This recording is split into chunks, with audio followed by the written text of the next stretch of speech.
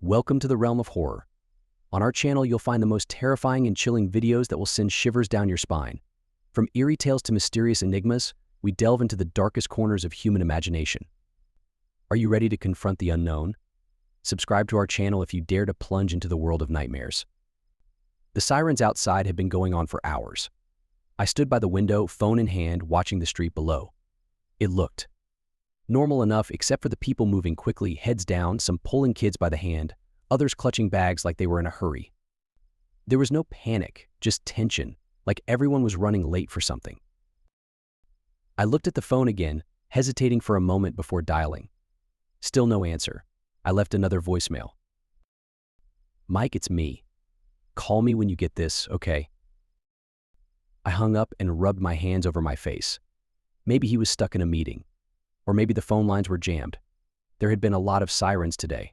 I flicked on the TV for some background noise. The news was on, and the anchor was talking fast, her voice climbing a little higher with each sentence. Authorities are urging residents to remain indoors as emergency services deal with violent incidents, spreading across several neighborhoods. I stared at the screen, my thumb frozen on the remote. They were showing shaky footage from a helicopter. People running, cars piled up in the middle of an intersection, a fire burning in the distance. I didn't understand what I was looking at. Grabbing my jacket and keys, I shoved them into my pockets. I needed to find Mike. He was supposed to be at work, but with everything going on, who knew where he could be now? When I stepped outside, the heat hit me first. It was the kind of summer day where the air sticks to your skin and the pavement feels like it's melting underfoot. But the street was different. There were cars abandoned at odd angles, their doors hanging open, some still running. The city always felt busy, but now it was quiet. Too quiet for this time of day. I kept walking. I didn't know where to start, but standing still wasn't going to help. Maybe I could catch a bus downtown, or better yet, find a cab. But as I walked, the streets felt more and more wrong. There was trash everywhere, abandoned bags, shoes, broken bottles, and no sign of why people had left in such a rush. I turned a corner and saw a man sitting against the wall of a store, his head slumped forward. I slowed down, debating whether to ask if he was okay, but I didn't. Something about the way he was sitting. It didn't feel right. His clothes were dirty, and there was something about the way his body twitched every few seconds that made me walk faster. I passed more people as I made my way down the street, some walking in a daze, others looking confused and scared. The city felt like it was on the edge of something, but I couldn't tell what. Maybe the news had blown things out of proportion. Maybe this wasn't as bad as it looked. But the sirens hadn't stopped, and I could hear the dull roar of helicopters overhead. I turned down a quieter street, trying to think of where Mike might have gone. If he wasn't at work, maybe he'd tried to get home. It made sense, right? But I hadn't seen any buses, no cabs, nothing that could help me figure out how to get to him. That's when I heard it. A sound like someone choking or coughing, coming from the alley to my left. I stopped, turning my head toward the noise. I don't know why I walked closer. Maybe I thought someone needed help, or maybe it was just curiosity. There was a man hunched over, facing away from me, his shoulders shaking with every breath. His clothes were torn, and there was something wrong with his skin. It looked pale, almost gray, like he hadn't seen the sun in days. I hesitated, wondering if I should say something. "Hey, are you okay?" I called out. No answer. He just kept making that awful gurgling sound, his whole body jerking with every breath. I took a step back, feeling a tight knot form in my stomach. There was blood smeared on his shirt. Fresh, dark. His fingers twitched as he slowly turned his head toward me, and for the first time I saw his face. His eyes were bloodshot, wide, and his mouth hung open, stained with blood. His lips pulled back in what might have been a snarl. My breath caught in my throat as he took a step toward me, dragging one foot behind him. I turned and ran. I didn't stop running until I hit the main road again. The air was filled with the sounds of shouting, distant crashes, and more sirens. I wasn't the only one running now. People were everywhere, some pushing past me, others stumbling in confusion. A woman was crying into a payphone, her words lost in the noise. Something had happened. Something bad. I reached for the payphone myself, but the line was dead. No dial tone, no way to call Mike. Panic started to creep up my spine. I needed to get to him. The office wasn't that far, but with every step, the streets felt less familiar, more dangerous. Bodies lay crumpled on the sidewalks, some moving, some not. I tried not to look too closely at the ones that weren't. There was no time to stop. I had to keep moving. I kept running, weaving between the growing crowds and abandoned cars. The smell of smoke filled the air, sharp and acrid, and I could hear shouts from further down the street, people yelling for help or shouting at each other. No one seemed to know what was happening, and the chaos was only getting worse.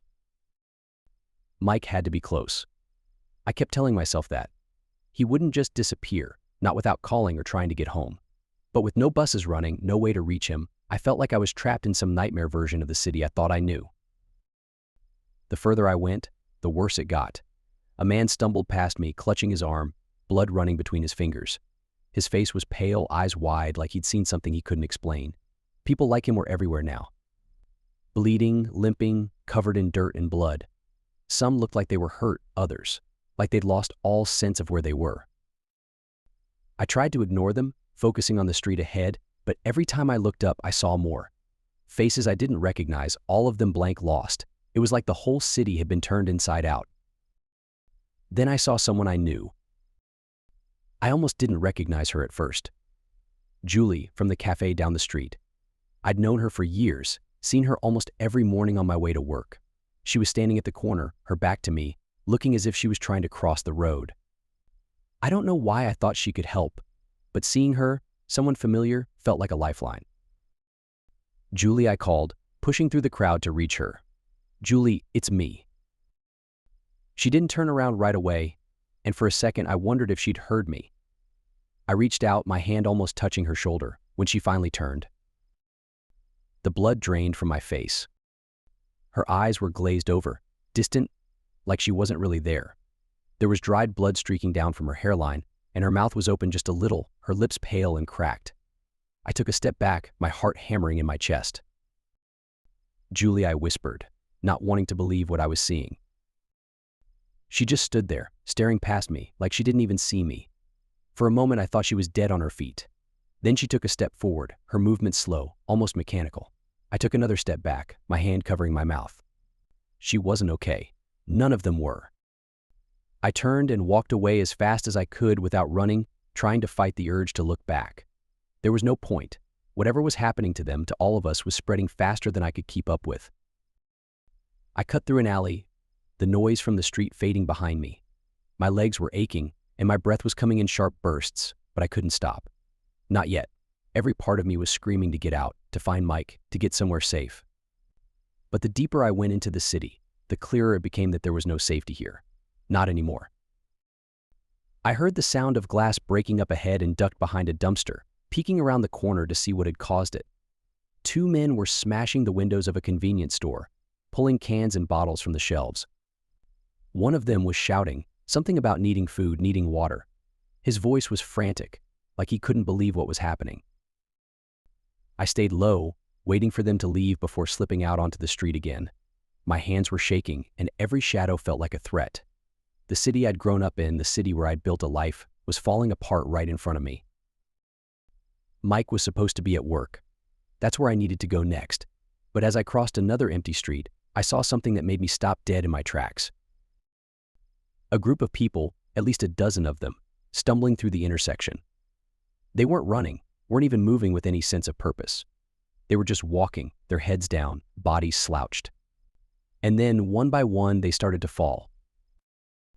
It was like watching dominoes collapse, each one hitting the pavement with a sickening thud. Some of them didn't get back up. Others did, dragging themselves across the ground, their limbs moving in ways that weren't right. My stomach turned. Whatever this was, it was spreading, and fast. I quickened my pace, the dread building in my chest. Mike had to be close. I couldn't afford to think about what I'd just seen. He had to be okay. He just had to. As I passed a pharmacy, I heard another sound. This one closer. Footsteps, but slow, uneven. I froze. It was the same sound I'd heard earlier, that slow, dragging walk. My heart raced and I looked for somewhere to hide, ducking behind a row of parked cars. The footsteps grew louder, closer. I peered around the corner, and that's when I saw him. A man, his face pale and streaked with blood, limping toward me. His clothes were torn, his mouth open in a silent groan, and his eyes. Those empty, glazed-over eyes locked onto me. I didn't wait to see what would happen next. I bolted, running down the street as fast as I could, my legs screaming in protest. I couldn't stop. Not now. Not ever. My lungs burned, but I didn't slow down. I couldn't. Every corner I turned, the city seemed to be crumbling faster. People screaming, pushing past me, some bleeding, others already staggering in that slow, unnerving way. The infected. I'd seen enough of them now to know that's what they were. Whatever this was, it was turning people into something else, something terrifying. I couldn't think too much about it. All I could focus on was Mike. I finally reached the street where his office was. Normally, it would be packed with cars and people, business suits and briefcases, but now it looked like a war zone.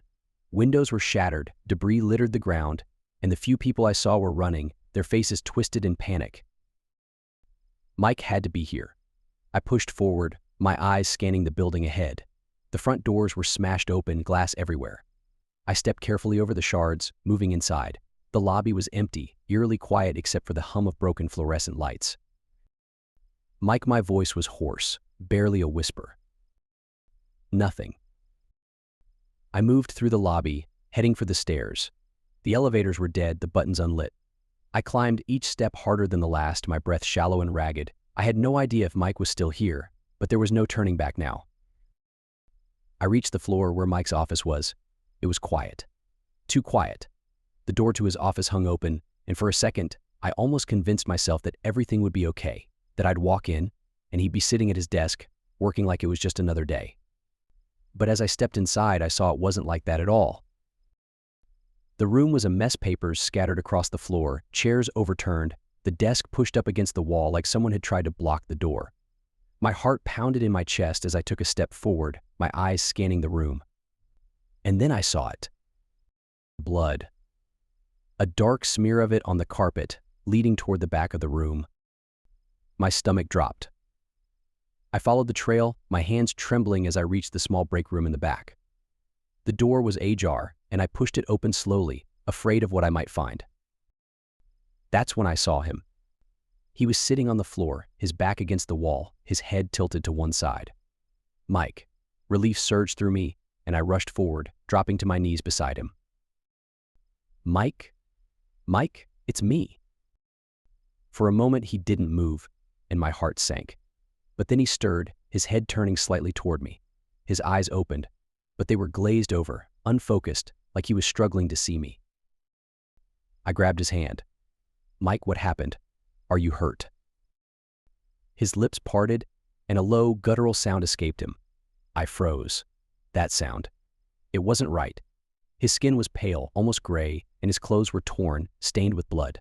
My hands shook as I touched his shoulder, gently turning him toward me. His eyes met mine, and for a brief moment, I thought I saw a flicker of recognition. But then his mouth twisted into a snarl. I stumbled back, my heart pounding in my ears. Mike. He moved slowly, his body jerking unnaturally as he tried to get to his feet. His hands clawed at the ground, and I saw it then. The bite. A deep, bloody wound on his arm. The flesh torn and swollen. No, I whispered, backing away.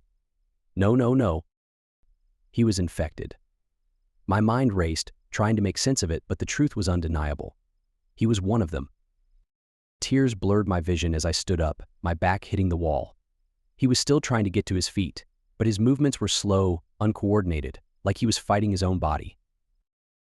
I should have run. I knew I should have. But I couldn't leave him. Not like this.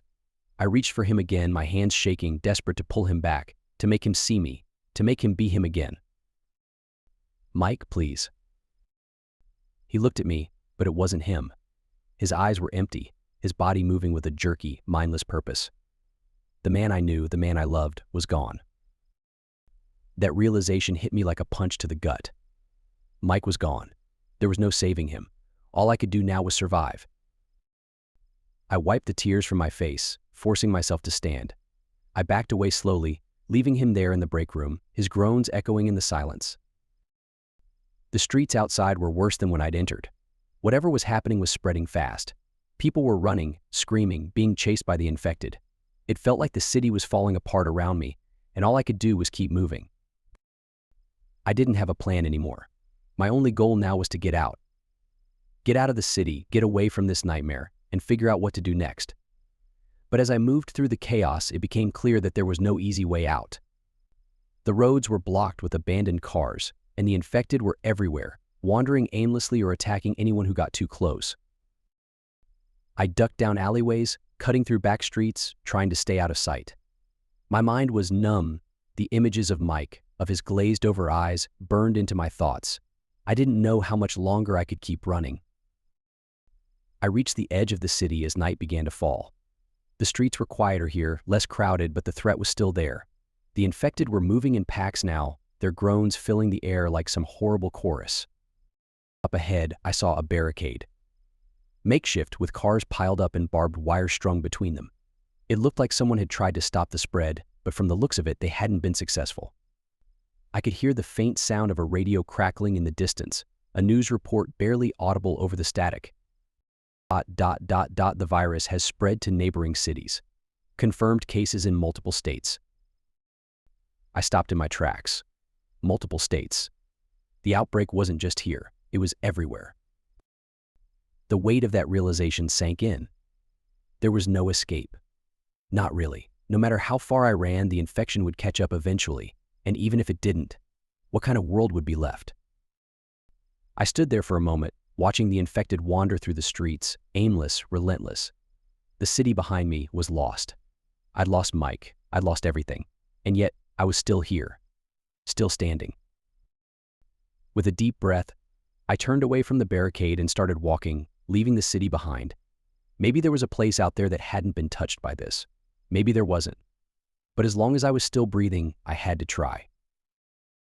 I kept walking. Each step felt heavier than the last, but I pushed on, leaving the city's wreckage behind me. The barricade was far in the distance now, just a jagged silhouette in the dimming twilight. I didn't know where I was going anymore.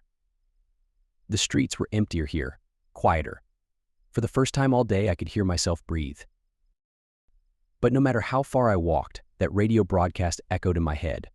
The virus had spread to other cities, other states, maybe even further.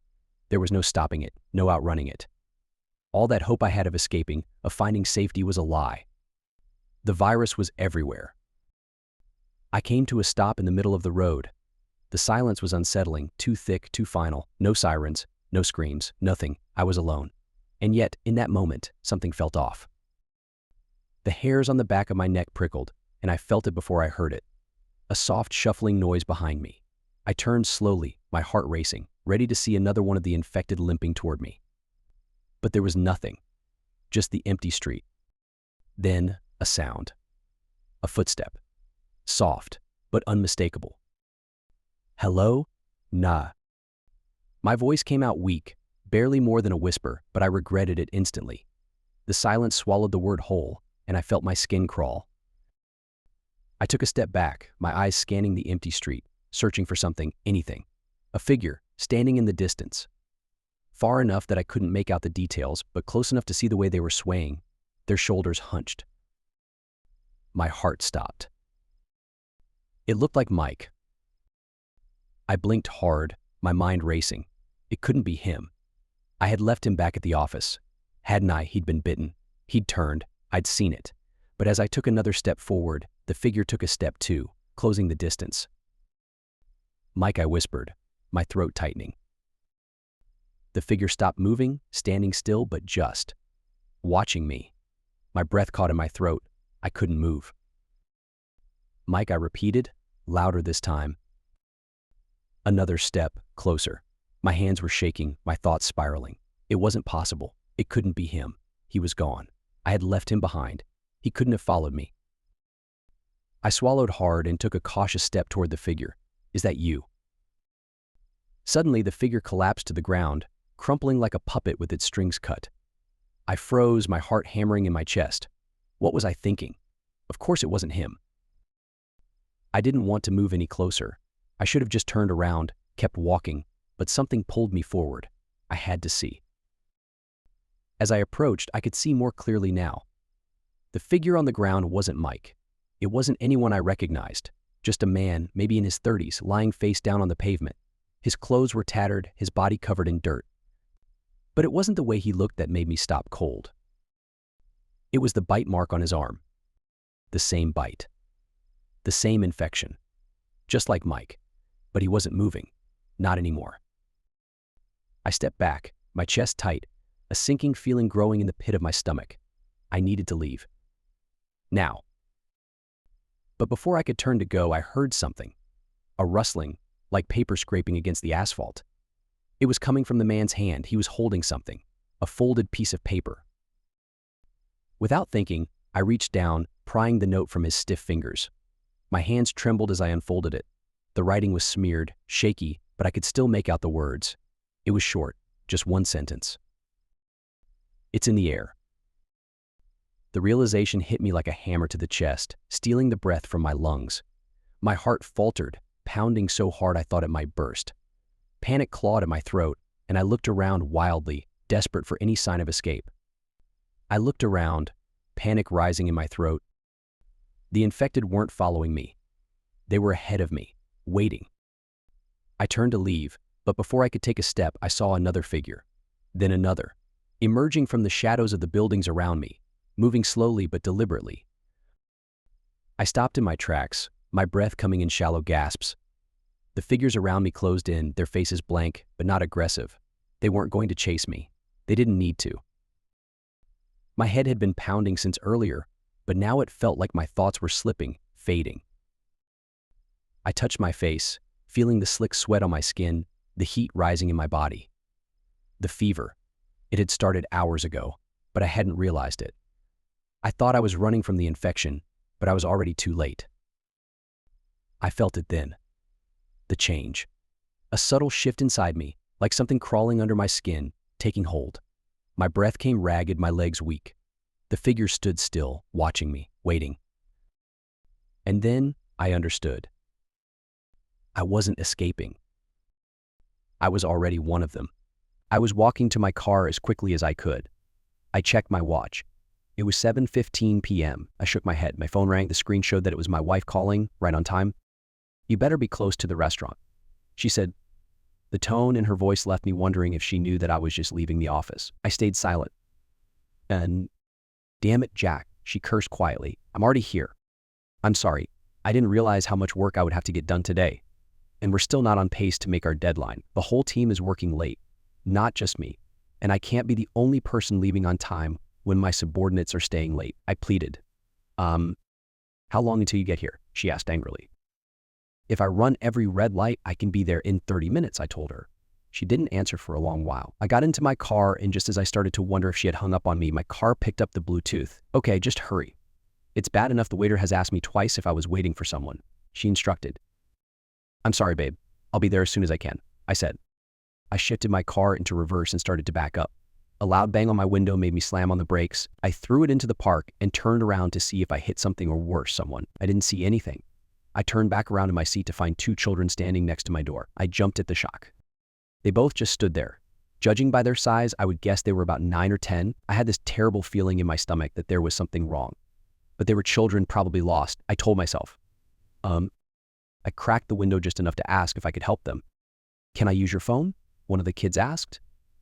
The child's tone had a tinge of darkness to it. I felt the hairs on my neck stand up. But I reached for my phone and unlocked it. When I looked back up at the child, I noticed they had both moved closer. They both stared down at their feet, their hoods up over their head cast shadows over their faces. It almost appeared they didn't have any faces at all. At that point, I had this unyielding sense of fear building that I couldn't justify. "Is there someone you'd like me to call for you?" I asked. Then one of the kids raised his head slightly. The shadows that covered his face parted as the new angle of his hood allowed me to see his face. But his eyes were still hidden in the shadows. They appeared to be pitch black. Not that they were missing, but he had no iris, no whites in his eyes at all. I felt my breath catch in my throat, and the boy seemed to notice my fear. He lowered his head again. "We need to use your phone," he pleaded. I recovered and scolded myself quietly for allowing a trick of the light to scare me so badly. "Who can I call for you? Just give me their number," I said, my hand ready to dial. Maybe it was the fact that the kids wouldn't look at me. Perhaps it was the fact that the kids were out of place in the business district after sundown, but something inside me was screaming not to give them my phone. "If you can't give me the number, "I'm sure you can go inside the lobby and ask the security guard to let you call your parents," I said, and pointed toward the lobby door. Neither one of them turned to look. After a few seconds of awkward silence, I put my car in reverse. I was eager to get the hell out of there. I was eager to get away from these children. I looked in the rearview mirror to make sure I was clear. A loud bang stopped me in my tracks. For a split second, I thought I hit someone, and then I heard it again. Both of the boys were slapping their hands palm down on my driver's side window. A third time, a fourth time. In unison, they slapped my window. "Can we just get in your car? We need a ride," they asked in a monotone and utterly unsettling tone. I slammed the gas down and backed up without even looking, and then I slammed into drive and peeled out. I was a good 10 minutes down the road before my heart stopped trying to beat out of my chest. I was so worked up that I almost missed my exit. I wanted to get home so bad, I had forgotten about date night. I met my wife at her favorite restaurant, and we ate. She was initially angry about me being late. We hadn't had much time alone since we had our son. He was 4 now, and this was probably our 5th date night in that 4 years.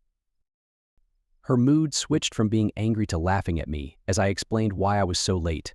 I told her everything about the kids. "So you were scared of a couple of kids? They could still be out there, looking for their parents," she heckled me. She knew how scared I was. There was something wrong with them, but she didn't believe it. At least not at that point. Our son was staying at the babysitter's house all night, so we had the house to ourselves. It was 3 in the morning when we heard the knock at the door.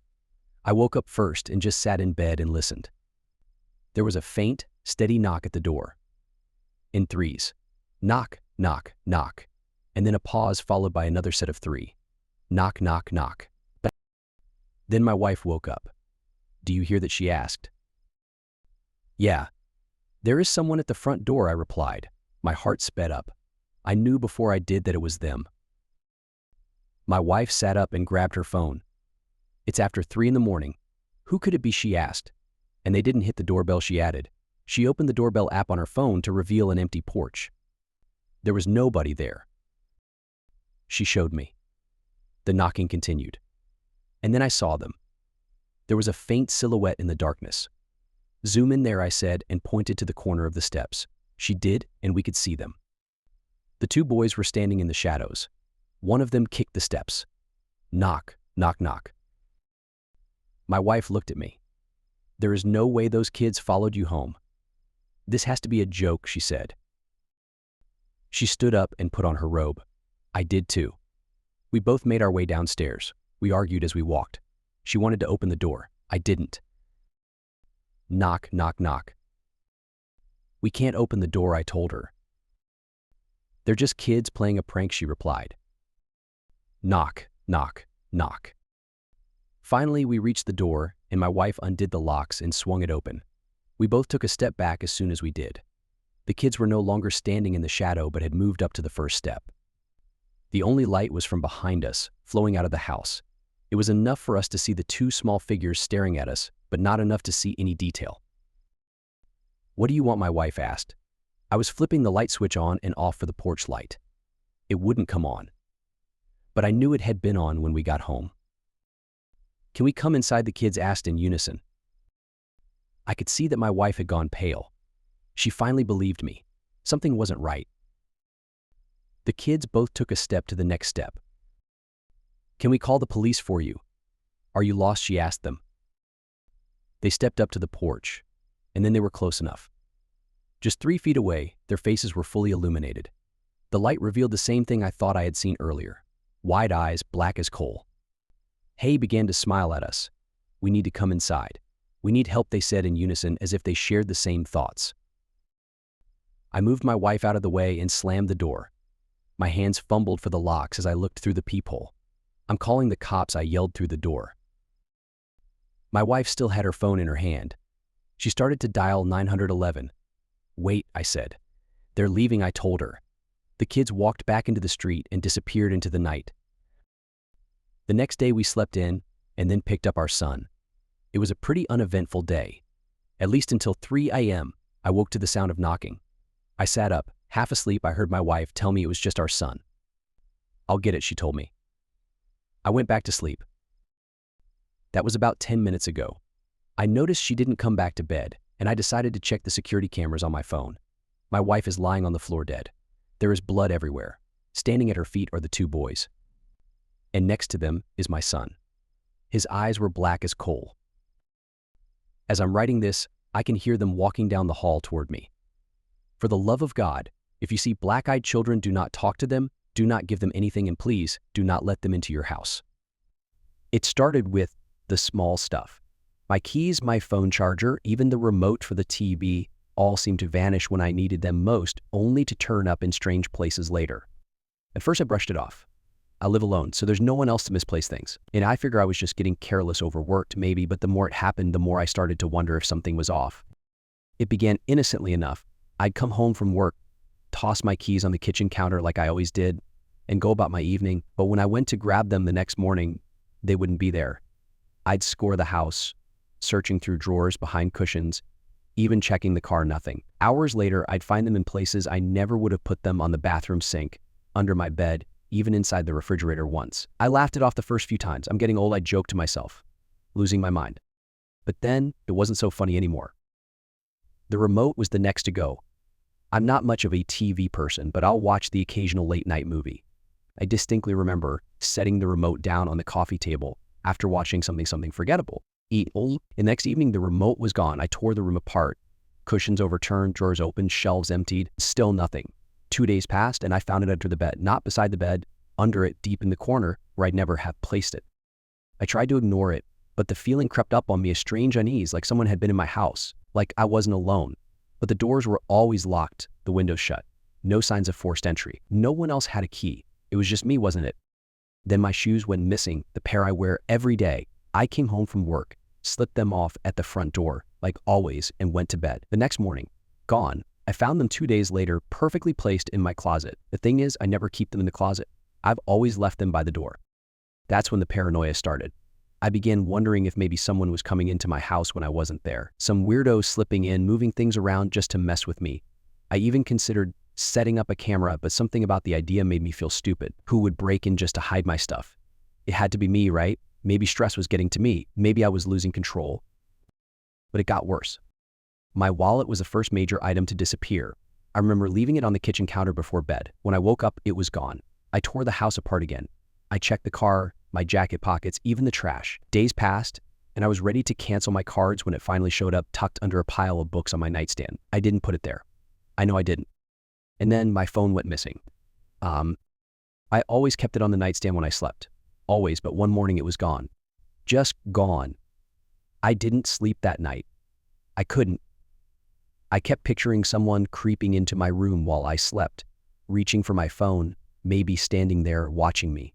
I stayed up, pacing the house, listening for the faintest creak of the floorboards, watching the shadows move across the walls. But no one came. It took a week to find my phone. I found it under the couch, wedged deep between the cushions, as if someone had deliberately pushed it there. My heart raced as I held it in my hand. This was no mistake. Someone was toying with me. But how? Why? I finally gave in and set up cameras. Just two, one in the living room, one in the hallway, facing my bedroom door. If someone was coming into my house, I would catch them. But that night, something even worse happened. I woke up in the middle of the night to a sound, a soft, distant thud. I froze in bed, my heart pounding in my chest, straining to hear it again. And then it came another quiet thud, like something being moved. I got up, grabbed the nearest object for protection, a broom, of all things, and crept through the house. Nothing. No one. But when I went to check the camera footage the next morning, the files were gone, completely erased. My blood ran cold. I didn't sleep the next night, or the night after that. I stopped eating properly. I didn't trust myself anymore. Could it have been me all along? Moving things, hiding things, losing things? Was I erasing the footage without realizing it? No, I stopped going to work. I stopped leaving the house entirely. I couldn't shake the feeling that something was inside, waiting for me to leave, waiting to rearrange my life, to push me further toward the edge.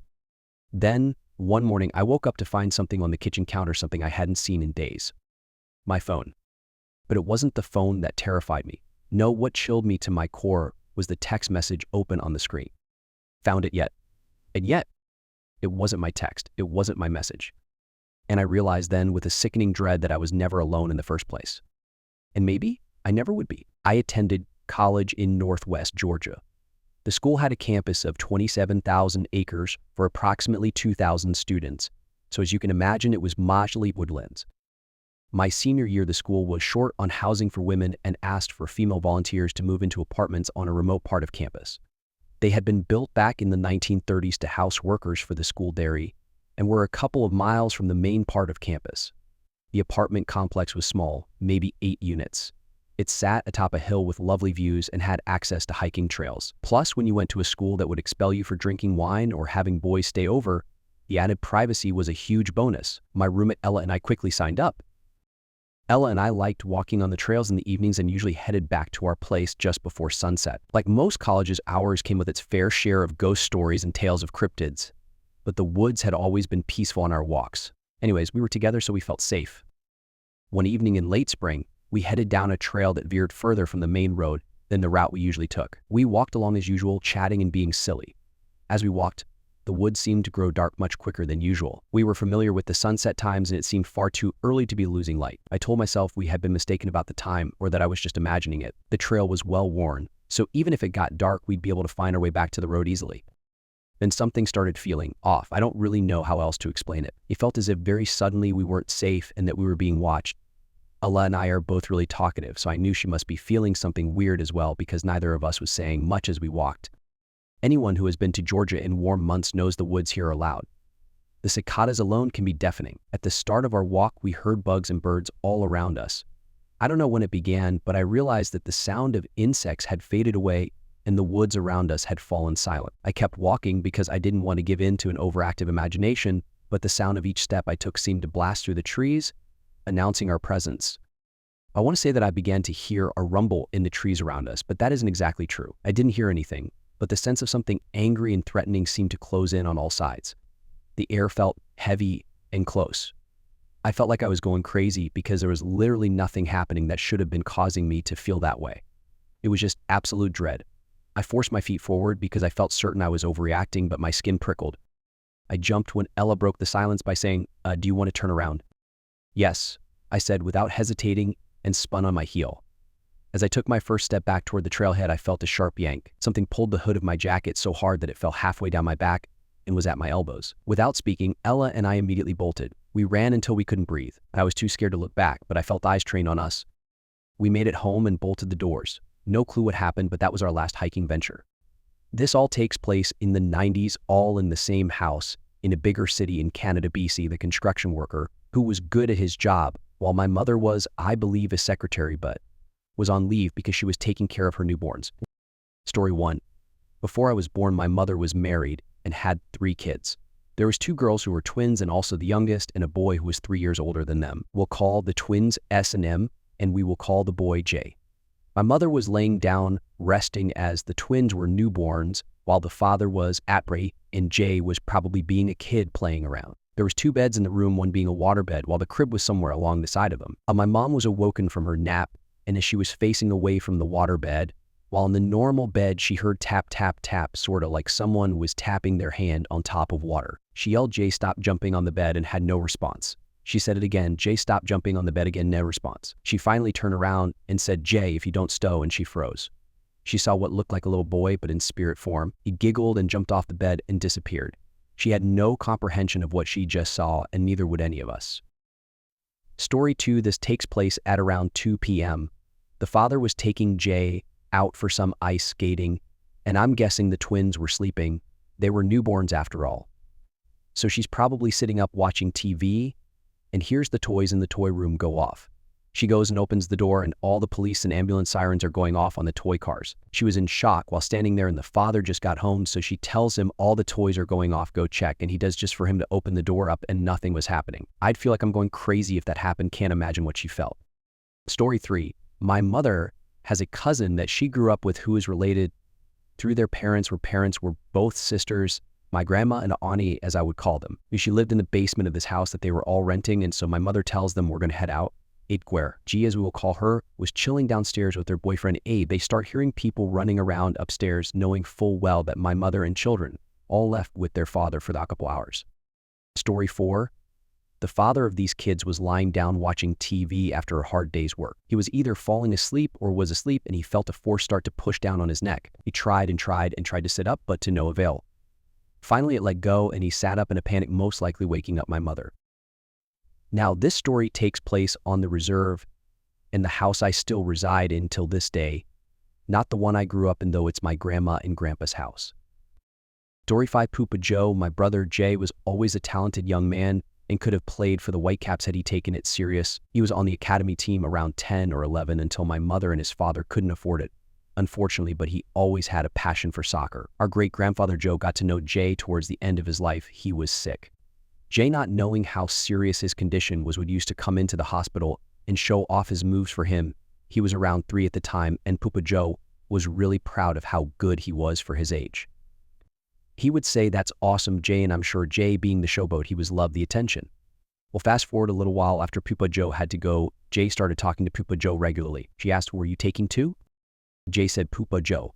She shook her head, and after a couple times of asking him, told my great-grandmother, and she told them how fond her husband was of Jay. She then said, "If you don't tell him to go away, he will take Jay with him to the other side." And this scared my mother, and a couple days later, she took Jay down to the beach as they lived on the waterfront, and they sat and watched the sunset. She was still pregnant and ready to pop with the twins, but still did it anyway. As she told Jay they had to go back up to the house, Jay said, "Okay, Poopa Joe, let's go." And my mom said, "Where's Poopa Joe sitting?" But he said, "Right there on the log they were sitting on." My mother then said, "Tell Poopa Joe he has to leave." Jay said, "Why?" She said, "Tell him to leave or else she will take you from us." So Jay said, "Okay, Poopa Joe, Mom says you have to leave or else you will take me from them," as tears ran down his face. And she asked him, did he leave? He said, "Yay," and they both walked up to the house. She said they never heard of him again, thankfully, and Jay went on to live as normal a life as you can with an alcoholic mother who didn't know her worth and a father who was a hard ass. They both had terrible upbringings, and I'd say residential schools really did mess up a lot of things, but one thing, it won't stop our resilience. Again, all these took place and aren't my stories, but ones I heard while growing up from my mother. I cherish them, and honestly, it makes it hard for me to understand people who say these things aren't real. Hell, if I heard of people talking about invisible people, having never encountered them, I'd say the same thing. Much love, and may God or the Creator be with you, or whatever religion you believe. I can say God's the only way, but that also sounds like what got my people stuck for so many years, so I'll take it one step at a time. As the title says, I was around 5 at the time. My babysitter and I had just laid down to go to sleep. I was one of those kids that needed something to fall asleep, and mine was to play with hair, as gross as it might sound to some people. I'd say it's around 10 or 11, and my mom was out for the night being deadly, and off being the kid I was missing her, so it was a tough time to fall asleep. Me and S, the babysitter, were lying there for about 5 to 10 minutes before S had to use the washroom. We were sleeping in my mom's room, which was the master bedroom, with a queen-size bed that if you lay down you can see inside the bathroom till the toilet. So S swings open the door, and I'm resting my eyes, and all I hear her say was, "Hey, are you looking for your family?" My head shot up from my pillow, and there was a kid probably the same age as I was standing there smiling, not in a creepy way, in an innocent way. He was sort of glowing, not too much, but you could tell he wasn't a normal kid. So as he smiles, he runs out the room and laughs, while we follow and hear footsteps run down the stairs. We stand atop the stairs, both shocked and scared of what we just witnessed. I believe she called my mom, and I probably didn't sleep too well that night. I have a theory on who that kid was. Either before or after I was born, my mom had an abortion with my biological father. He would have been my only full-blood brother. All the rest of my siblings are half, but I'll always love him eternally. The reason for this abortion was because my father was a real POS. I'm even lucky I came out the womb physically healthy, because he most likely beat her, and she also drank with me. Still no fast, thank God. Now, I don't want y'all hating on my mom, as she did the best she could, and we all struggled together. Hell, I'm not perfect. I could have been better, but we live and learn. As for my mental health, it's a work in progress, but I'll try to understand and love people with acceptance, because it's how I was raised. I believe that was the last time I seen him, and honestly, it feels like he maybe found peace in the afterlife, since I haven't seen him since. I arrived in Shanghai under a haze of jet lag and grief. The city's chaotic energy did little to ease the numbness that had settled in my bones. I hadn't returned to China since I was a child, and even then, it was a fleeting visit, a brief encounter with distant relatives I never thought I'd see again. Now I was back to settle in a state that felt more like a burden than a gift. The death of my uncle, a man I barely knew, had summoned me here. I had only vague memories of him from my childhood, blurry images of a quiet man standing at the edge of family gatherings. When I was contacted by the lawyer handling his estate, The news didn't hit me with the shock one might expect. Instead, it felt like a summons, an obligation to a man whose life had been a mystery to me. Still, I accepted out of duty more than curiosity, and now found myself in the heart of a city that thrived on life, while I felt nothing but the weight of death. After dealing with the legal formalities, I wandered through the neon-lit streets, the skyscrapers towering above me, casting long shadows that seemed to reach out like fingers in the night. The lawyer had been distant, dismissive even, handing me the keys to the old family property with little more than a formal nod. "It's all in your hands now," he had said, and the words echoed in my mind, heavy with implication. What did he mean by that? I found myself by the river, watching the lights from the Bund reflect on the water. The city hummed with life around me, but it felt as though I was drifting, disconnected, a stranger in my own family's history. That's when I saw him. He stood casually by the railing, his silhouette illuminated by the glow of the skyline. There was something about him that caught my attention immediately. Perhaps it was the way he stood, confident yet reserved, or the way his eyes flickered toward me before I'd even realized I was staring. He didn't belong to the crowd, that much was clear. He seemed separate, like a fragment of the night itself. "Beautiful night, isn't it?" His voice was smooth, almost melodic, breaking through the ambient noise of the city. There was a warmth in his tone that made the hairs on the back of my neck rise, an unsettling magnetic pull. I hesitated for a moment before responding. "It is," I said softly, unsure why I was suddenly nervous. His gaze was intense, almost too intense, but there was an undeniable charm in his smile. I found myself drawn to him, feeling a spark of something I hadn't felt since I'd arrived, a connection in a place that had so far made me feel utterly alone. "Lei." He introduced himself, holding out a hand. His grip was firm but cold, a subtle chill that lingered even after he released it. We fell into an easy conversation as we walked along the riverside, the lights of the city shimmering on the surface of the water beside us. Lei was charismatic, attentive in a way that made me forget, if only for a moment, why I was even in Shanghai. He asked about me, about my life, but deflected when I asked about his. Mysterious, I thought. Maybe a little too mysterious, but I was intrigued.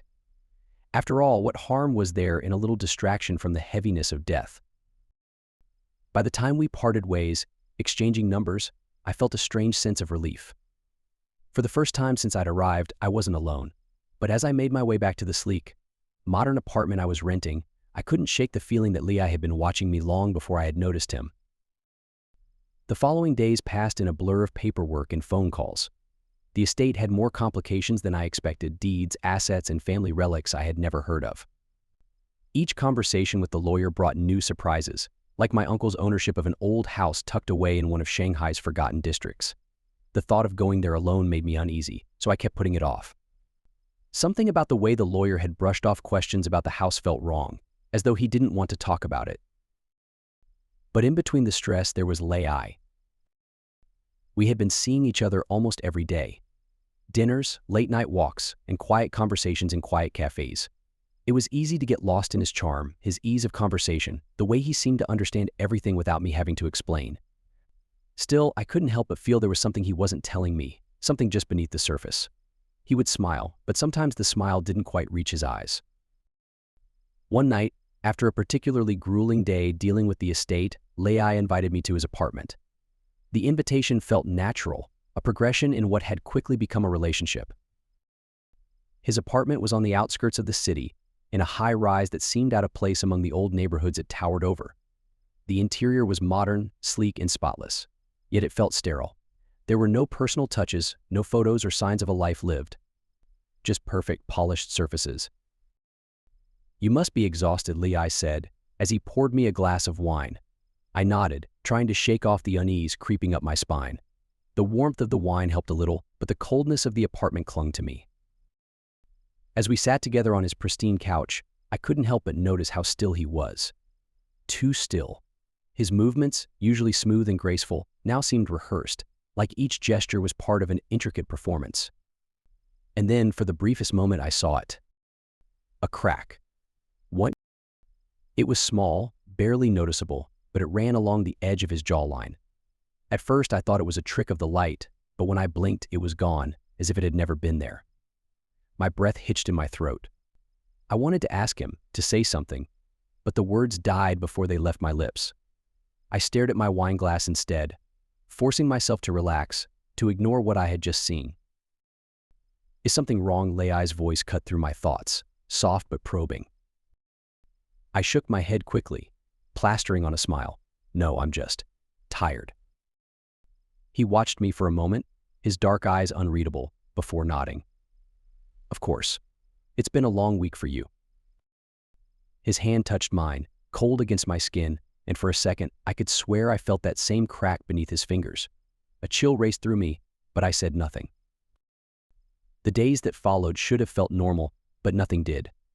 My work with the estate became an afterthought, replaced by an obsession I couldn't shake. Lei. Something about him gnawed at my mind, filling every quiet moment with unease.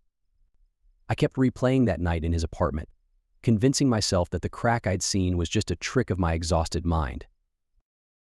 But the more I tried to rationalize it, the worse the feeling became. It wasn't just that. He was changing, or at least my perception of him was. Small things barely noticeable at first. His voice would sometimes sound too smooth, almost unnatural. His movements, always so graceful, seemed too deliberate, like they were mimicked rather than natural. And the dreams. They started shortly after that night in his apartment. In the first dream, I was standing at the foot of Lei's bed. He was lying there, asleep, but something was wrong. His face was smooth and flawless as always, but then, slowly, the skin began to peel away. It didn't bleed, and there was no pain, just layers of flesh slipping off, revealing something hideous underneath. A twisted, contorted face with hollow eyes that stared back at me. I tried to scream, but no sound came. I woke in a cold sweat, my heart pounding, the sheets tangled around me. It was just a dream, I told myself over and over again. The next few days passed in a blur of paranoia. Every time I met with Lei, I couldn't shake the feeling that he was watching me too closely, studying me. And the crack I'd seen that night, it started appearing more often. Sometimes it was on his jaw, sometimes his hands.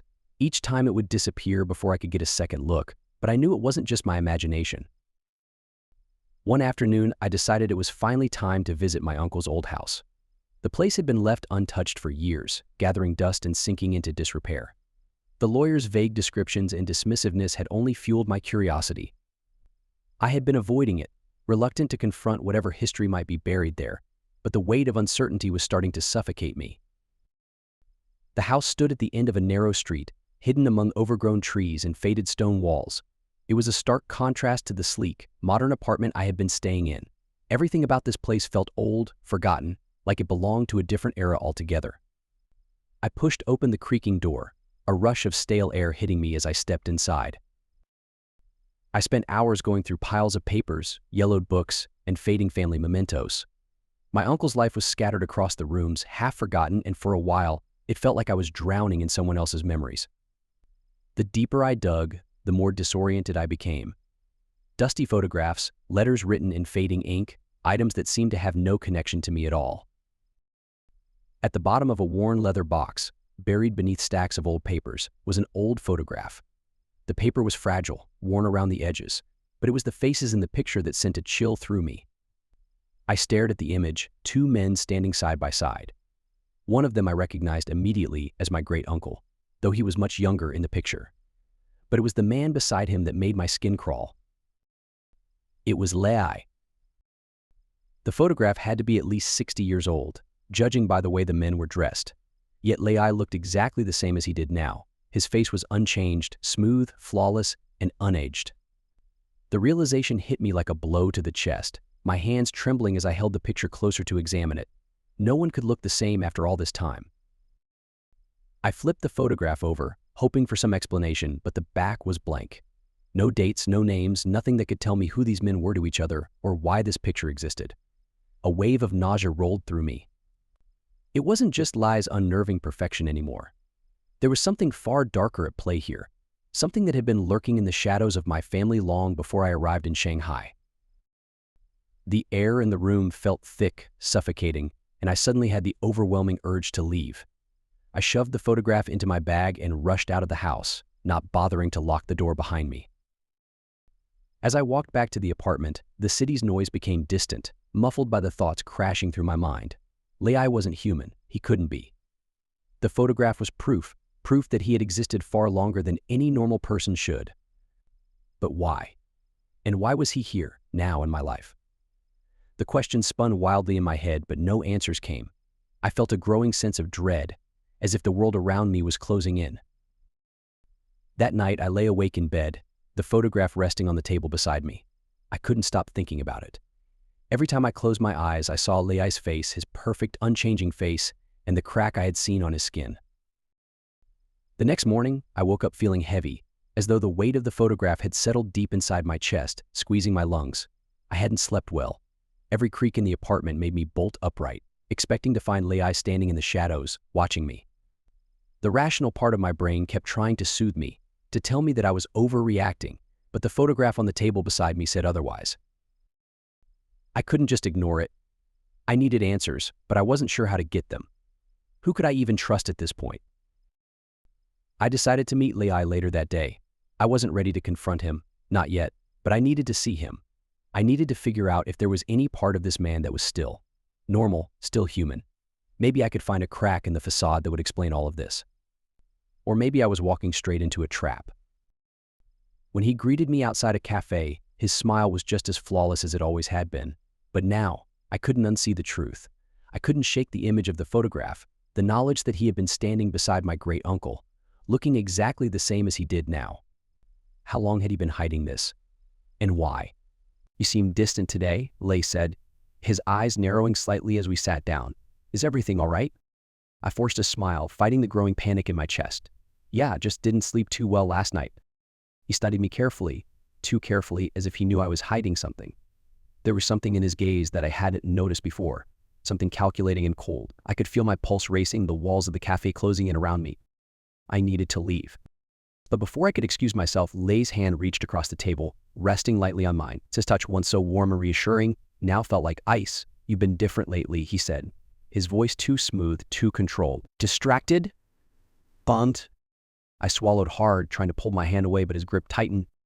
I yanked my hand free, my heart pounding in my chest. I need to go." Lei's expression didn't change, but there was something in his eyes that sent a shiver down my spine. He knew. He knew I had seen something, and now there was no going back. I left the cafe in a rush, not daring to look back. My hands were trembling as I hurried down the street, my mind racing. I needed to figure out what I was dealing with, but who could help me?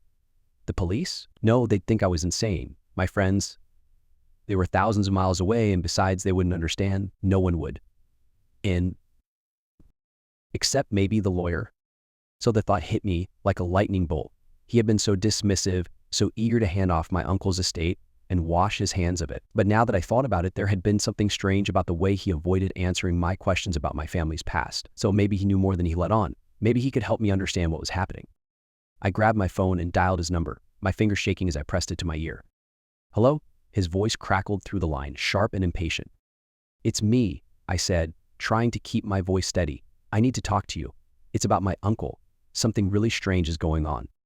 There was a pause on the other end, longer than I expected. When he finally spoke, his voice was quieter, more measured. "Meet me at my office. We'll talk." I hung up, a knot of anxiety twisting in my gut. The way he had said it, "we'll talk," felt loaded with meaning. He knew something. I could feel it.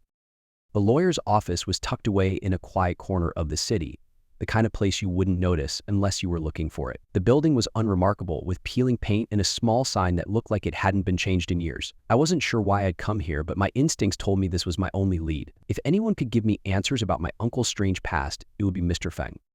I stepped inside, the musty smell of old paper and dust greeting me. He sat behind his desk, his sharp eyes flicking up from a stack of documents as I entered. "I thought you were done with the estate," he muttered, setting his papers aside. I shook my head, suddenly unsure how to begin.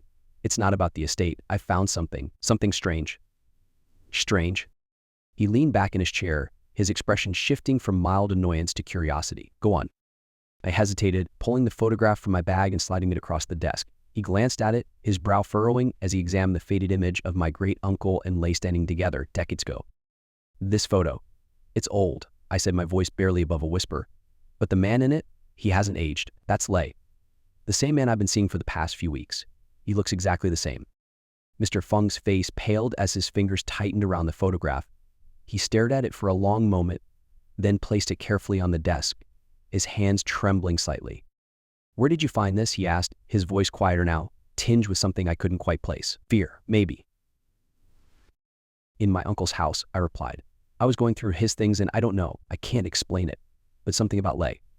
There's something wrong with him. He sighed heavily, rubbing a hand over his face. He seemed older now, more worn down than when I had first met him. I had hoped this wouldn't happen, he muttered to himself. Then louder, your uncle was involved in something he didn't want to talk about. I leaned forward. What do you mean? What was he involved in? He stood up, pacing behind his desk. Your family has been in Shanghai for generations. There are old stories, legends about strange things happening to people connected to your bloodline. Disappearances, sightings, people aging too quickly or not at all. I thought it was just nonsense superstitions passed down through the years. But when I saw your uncle's estate and how quickly he wanted it all handled, I suspected something else. He paused, glancing at the photograph again. But this is proof. My mouth went dry. Proof of what? Proof that whatever your uncle was trying to escape has come back. And now it's after you. The words hung in the air, heavy and suffocating. I shook my head, trying to process what he was saying. Lei isn't? He's not human, is he? Mr. Feng didn't answer right away.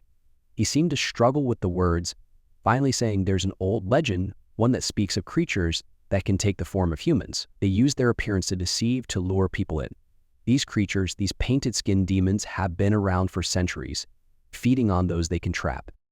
I felt a wave of nausea wash over me, my vision blurring as the reality of what he was saying set in. And you think Lei is one of them? He nodded grimly. I'm almost certain. Your uncle tried to run from this, but he wasn't fast enough. You need to leave Shanghai. Now. I stood up, my legs shaky. But how do I stop him? How do I get away? He looked at me with pity in his eyes. I don't know if you can, but you need to try. I left Mr. Feng's office with a cold knot of fear in my stomach. The streets outside were busy as always, but everything felt distant, muffled, like I was moving through a dream I couldn't wake up from. The world around me no longer felt real. Nothing did. My mind raced as I hurried back to my apartment. Mr. Feng's words echoed in my head, each one tightening noose of dread around my chest. Painted skin demon. The idea sounded ridiculous, something pulled straight out of a horror movie. But the photograph, Lei, I couldn't ignore the truth anymore. I had seen it with my own eyes. I had felt it in my gut. Lei wasn't human, and now I was part of whatever dark game he was playing. I fumbled with the keys to my apartment, my hands shaking as I let myself inside. The door slammed shut behind me and I locked it quickly, as if the flimsy bolt could keep something like him out. The apartment was quiet, too quiet. I moved to the window, pulling the curtain shut, trying to block out the city beyond. For the first time since I'd arrived in Shanghai, I felt trapped, cornered by something I didn't understand. I needed to leave. Mr. Feng was right.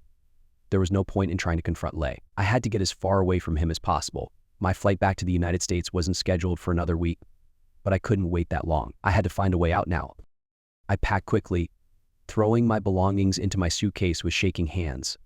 As I zipped up the bag, my phone buzzed on the table. The screen lit up with a message from Lei. Dinner tonight. I miss you. My heart lurched in my chest. The words were innocent, casual even, but now they sent a jolt of terror through me. He knew. He had to know. Why else would he reach out now? After everything? I stared at the message, my hands cold and clammy, before forcing myself to respond. I'm not feeling well. Maybe another time.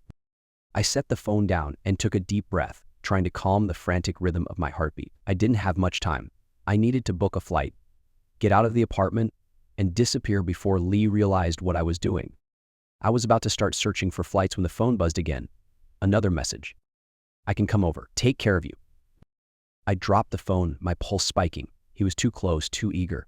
I had to move. Now. I grabbed my suitcase and darted toward the door. Just as I reached for the handle, there was a knock. 3 sharp raps echoed through the apartment like a death knell. Hey, it's me. Lei's voice. I stumbled back from the door, my mind spinning. How had he gotten here so fast? I hadn't even told him where I lived, had I? Panic surged through me as the knocking came again, louder this time. Are you in there? Lei's voice was smooth, calm, but there was an edge to it now, something that made my skin crawl. He didn't answer my message. I clutched my suitcase, my back pressed against the far wall of the apartment. I could hear him moving outside the door, his footsteps slow, deliberate, like he was waiting for something. I know you're in there, he said softly, almost playfully now. Don't you want to see me? I didn't respond. I couldn't. Every instinct in my body was screaming for me to stay silent, to keep as far away from the door as possible. But I knew I couldn't stay here. I had to get out. My eyes darted around the apartment, searching for an escape. The fire escape. My window led to the back of the building, where the fire escape ladder could take me down to the alley below. It wasn't much of a plan, but it was the only chance I had. I moved as quietly as I could, tiptoeing toward the window. I slid it open slowly, wincing at the faint creak of the hinges. Just as I was about to climb out, my phone buzzed again. Another message. "Where do you think you're going?" My stomach twisted. I looked down at the phone in horror. There was no way he could have known, unless he could see me. And I didn't have time to think. I clambered out the window, gripping the cold metal of the fire escape as I hurried down the ladder, my breath coming in ragged gasp. The alley was dark and narrow, the shadows thick between the buildings. I hit the ground running, my suitcase dragging behind me as I raced toward the street. I didn't know where I was going. All I knew was that I needed to get away. The city felt like a maze, the streets twisting and turning, leading me nowhere. My mind was racing, a jumble of fear and panic that blurred the world around me. I had no plan, no clear destination. I just kept running, hoping that the distance would be enough to keep him away. But it wasn't long before I realized that something was wrong. No matter how far I ran, no matter how many streets I crossed, I couldn't shake the feeling that Lei was still close, too close. Every time I glanced over my shoulder, I thought I saw just a flicker of movement in the crowd, a face too familiar among the strangers passing by. I ducked into a nearby cafe, my chest heaving as I tried to catch my breath. I couldn't keep running like this. I needed to get out of Shanghai and fast. I couldn't just sit here waiting for him to find me first. I grabbed my phone and started scrolling through flights. There was a late-night flight leaving for the United States in a few hours. Well, it was expensive, but I didn't care. I booked it without thinking, my hands trembling as I entered my payment details. For a moment, I allowed myself to exhale, feeling the tension in my body loosen just a little. The cafe was quiet, a small bubble of normalcy amid the chaos that had consumed my life. The low hum of conversations and the clinking of coffee cups gave me a false sense of comfort. I looked around. No sign of Lei. He wasn't here. Not now. I slid further into the booth, my legs trembling beneath the table. The adrenaline that had been keeping me on my feet for hours was starting to wear off, replaced by a deep, bone-weary exhaustion. I had barely slept in days, and now that I was sitting still, the weight of everything was crashing down on me. My body was screaming for rest, but my mind wouldn't stop racing. Every nerve in my body told me to stay alert, to keep moving, but I couldn't anymore. Just for a moment, I told myself, just a moment to close my eyes and breathe. I must have only intended to rest for a minute or two, but exhaustion claimed me completely. I nodded, but something felt off. The street was too quiet, the shadows too thick. I couldn't shake the feeling that Lei was still close, no matter how fast I tried to escape. Suddenly, a loud bang shattered the silence. I gasped as the passenger window exploded inward, glass raining down like shards of ice. My heart seized in my chest as I turned to see him, Lei, his hand gripping the edge of the broken window, his dark eyes locking onto mine. He moved too fast, too silent, like a predator that had been lurking in the shadows all along. His hand lunged through the window, reaching for me with terrifying speed. His fingers grazed my arm, cold and unyielding. I jerked back, my heart hammering in my throat, but his grip was like iron, tightening around my wrist. He pulled harder, his strength inhuman, dragging me toward the shattered window, shards of glass cutting into my skin. "You're not leaving," he growled, his voice low and menacing, sending a chill down my spine. "You'll never leave me." The driver let out a panicked shout, and the car lurched forward with a screech of tires. The sudden momentum ripped Lei's grip from my wrist and sent him crashing to the ground with brutal force. The driver swore loudly, the air thick with panic. I dared a glance over my shoulder, terrified of what I might see. In the middle of the road, Lei rose slowly to his feet, his movements unnaturally fluid. His head tilted slightly, his eyes locked on the taxi, and a twisted smile crept across his face. "Go. Please," I screamed, my voice cracking as I whipped back toward the driver. The driver, pale and wide-eyed, nodded frantically, slamming his foot down on the gas pedal. The moment the taxi pulled up to the airport, a wave of relief washed over me. I was almost there, just a few steps away from leaving Shanghai, from leaving Lei behind. The terminal was busy, packed with travelers hurrying to their gates, dragging luggage and speaking in rapid-fire conversations that blurred together. It was all so normal, so ordinary, that for the first time in days, I felt a flicker of hope. I just had to make it through. Dragging my suitcase behind me, I made my way through the throngs of people. I glanced at the departures board, my eyes darting to the flight that would take me back to Houston. I made my way directly to the boarding gate, and just nearby, I spotted a restroom. Needing a moment to collect myself, I headed into the women's restroom, eager for a brief escape before boarding. The room was silent and empty, the cold fluorescent lights flickering overhead. Setting my bag down, I splashed cold water on my face, hoping to wash away the fear that clung to me like a shadow. For a moment, I closed my eyes and breathed deeply. Just a few more minutes, I'll be in the air, away from all of this. But when I opened my eyes, everything changed, standing behind me in the mirror. Leai's reflection filled the space just inches away, his eyes. Those cold, dark eyes burned with something far more sinister than before. My heart seized in my chest as I spun around, but before I could scream, he lunged at me, his hand wrapping around my throat. My breath hitched as his cold fingers closed tightly, squeezing the air from my lungs. Before I could fight back, he lifted me off the ground as if I weighed nothing, his hand tightening around my neck. My feet dangled uselessly in the air, kicking wildly as panic flooded through me. The cold, tiled floor below seemed to stretch away, the world blurring around the edges of my vision. I clawed at his hand, my nails digging into his skin, but it didn't matter. His grip didn't loosen. He held me effortlessly, his dark eyes watching me with that same eerie calm, as if this were all part of some twisted game. My chest burned, desperate for air. I gasped, but nothing came. My pulse pounded in my ears, and black spots danced at the corners of my vision. The pressure on my throat was unbearable. Every second it grew tighter, crushing me from the inside out. He leaned in closer, his voice a low, mocking whisper. "You really thought you could get away from me?" My mind raced, desperate for a way out, for anything that could save me. But the bathroom was empty, and his grip was relentless. Then, the door swung open. A security guard stepped inside, his expression turning to confusion as he saw Leai in the women's restroom. "Hey," he called out, stepping forward. "Let go of her." Leai didn't even flinch. His grip loosened on my neck for just a second, but it was enough for me to gasp for air, my body shaking with terror. The guard reached for Leai, trying to pull him away from me, but Leai moved too quickly. He turned on the guard, shoving him backward with a force that sent him crashing to the floor. They struggled, the guard trying to fight back, but Leai was too strong, too fast.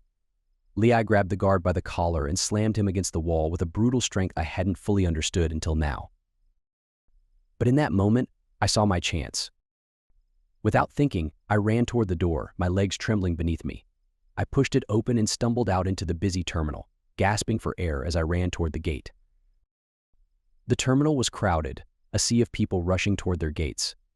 I ducked into the flow of bodies, weaving through the mass of travelers. I could still hear the sounds of the struggle behind me, but I didn't dare look back. I had to reach the gate. I had to get on that plane. I could feel Leai's presence behind me, even if he wasn't there. His voice still echoed in my mind, his hand still wrapped around my throat.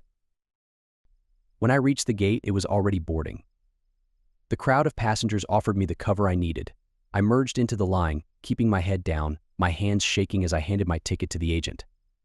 She smiled and waved me through, unaware of the terror that had been stalking me for days. I stepped onto the plane, the cool, pressurized air hitting me like a wave. Rows of seats stretched out in front of me, passengers already settled, tucking bags into overhead compartments and chatting quietly. I moved through the aisle like a ghost, my mind still racing, scanning every face for any sign of Leai. But he wasn't here. Not anymore. I found my seat near the back of the plane, squeezing past a woman engrossed in her book, her headphones firmly in place. I sank into the window seat, my hands shaking as I buckled the seatbelt. The hum of the engines below was a faint comfort, something steady in the chaos. The pit in my stomach tightened as the plane gathered speed, racing faster and faster down the runway. My fingers gripped the armrests, the tension rising with every passing second. I stared out the window, watching as the ground blurred beneath us, the airport shrinking away as the nose of the plane lifted into the sky. I had escaped. Or so I thought. As I sat there, staring out the window, I felt a strange tingling in my hand. I looked down and my blood froze. There, on the inside of my palm, was a mark, faint, barely visible, but undeniably there. A thin crack, like the ones I had seen on Leai's skin, ran across the surface of my hand. It was as if a part of him had stayed with me, even now, even after I had escaped. I clenched my fist, trying to ignore the chill creeping up my spine. I had made it onto the plane. I was leaving Shanghai. But I knew, deep down, that I hadn't truly escaped him. I could still feel his presence. This story takes place before the 2000s. I know this for a fact, because we moved and celebrated the turn of the year for 2000 in a new home. I always use this to remember things from that far back. I'm 31 years old today, so this was around 1998, 1999, putting me between the ages of 5 or 6. One night, I woke up in my brother's room, where I would sometimes nap. I found myself with him and his friend, and they were playing a video game. I really wanted some chocolate milk, so I asked if he could get me some. I wasn't exactly afraid of the dark at the time. I was really just accustomed to my parents doing everything for me. He laughed at me and said I'm old enough to do that stuff on my own now. I waited for a few minutes, gathering courage as I looked through his door into the hallway that led to the living room. It was dark. I didn't know how to turn any of the lights on, so I was preparing a plan of how to get from the living room to the kitchen, which is basically a simple turn of direction when you make it to the living room, and you then can proceed straight to the kitchen after a brief corridor where my parents' room, a door, the basement, bathroom, and closet is. So after summoning the courage to make this possible, I walk out of the bedroom and I make it to the last of the lights reach into living room. From the living room, I looked into the kitchen. The corridor had enough visibility that I could walk through it, so I proceeded onward to get my chocolate milk. Within the corridor there is a small hallway which has a door to my parents' room, a bathroom, and a closet. The bathroom is in between my parents' room and closet. The closet is closest to the living room where I just came from, and my parents' room is closest to the kitchen. In the opposite direction of these rooms is the door to the basement, to give you a bit of understanding of the layout. When I made it to the corridor right at the basement door, something caught my attention to my left, which is where the bathroom closet is. Suddenly, out of nowhere, a small girl comes out of the closet. She had a dress on like something you would see from the 1940s. She had hair that was curly and short. She was entirely powdery white and left a trail of fog powder as she moved. It was like looking at someone from a black and white film in reality, almost gray-like. She was also carrying a doll. Perfect clarity. I watched her as she moved from the closet to where I was standing, and then she dropped her doll right in front of me and stood there. And I was so incompetent of what I was looking at the time. I wasn't even afraid. My first reflex was to do what my mother told me, and that if a girl dropped something, pick it up for her. So I said out loud, "You dropped something," and then I reached down and tried to pick it up for her, but she beat me to it. She then went back into the closet. I watched her as she returned. It was like looking at something that was recorded and played from a projector or a hologram. From how she got her doll to her movement, it literally looked like a projector playing a recording of a person. It was how fast she got the doll that makes me say this. It was like I didn't exist at all to her. I just happened to be standing in the right place. Incompetent of what happened, still I went and got some milk. I was completely unfazed by what had just happened.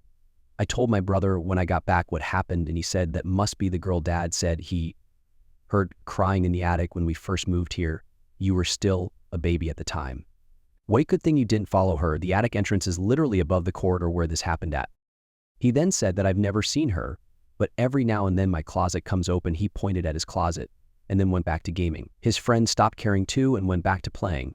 I made an intention to tell my parents first thing in the morning. When I did, all I got out of them was the same story my brother told me about the crying in the attic. It was the first time I heard these stories. It seemed like they didn't care.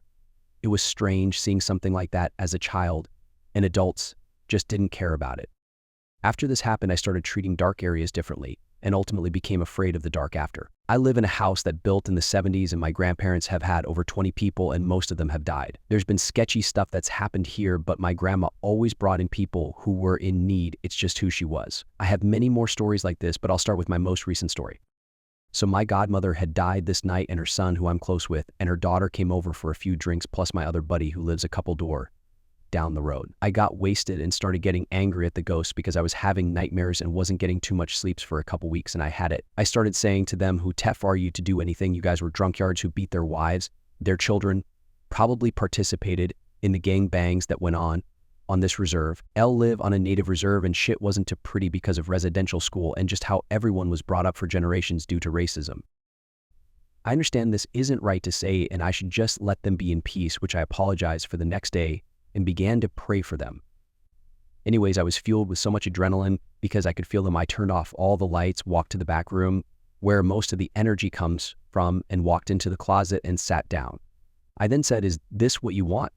I then felt something lightly grab my arm, to which I thought was a coat hanger, so I pulled it away to where I felt nothing, And then I felt it again as it again slowly grabbed my arm. So my hair stood up and my heart dropped and began pumping quickly.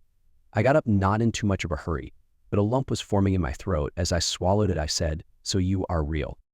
Which was stupid. I knew they were real, and they didn't have to be bad ghosts because most of the people who lived here were friendly, and no matter who it was what they have done, my granny always brought them in and seen the good inside of them. I miss her dearly, and so I did what she told me to do.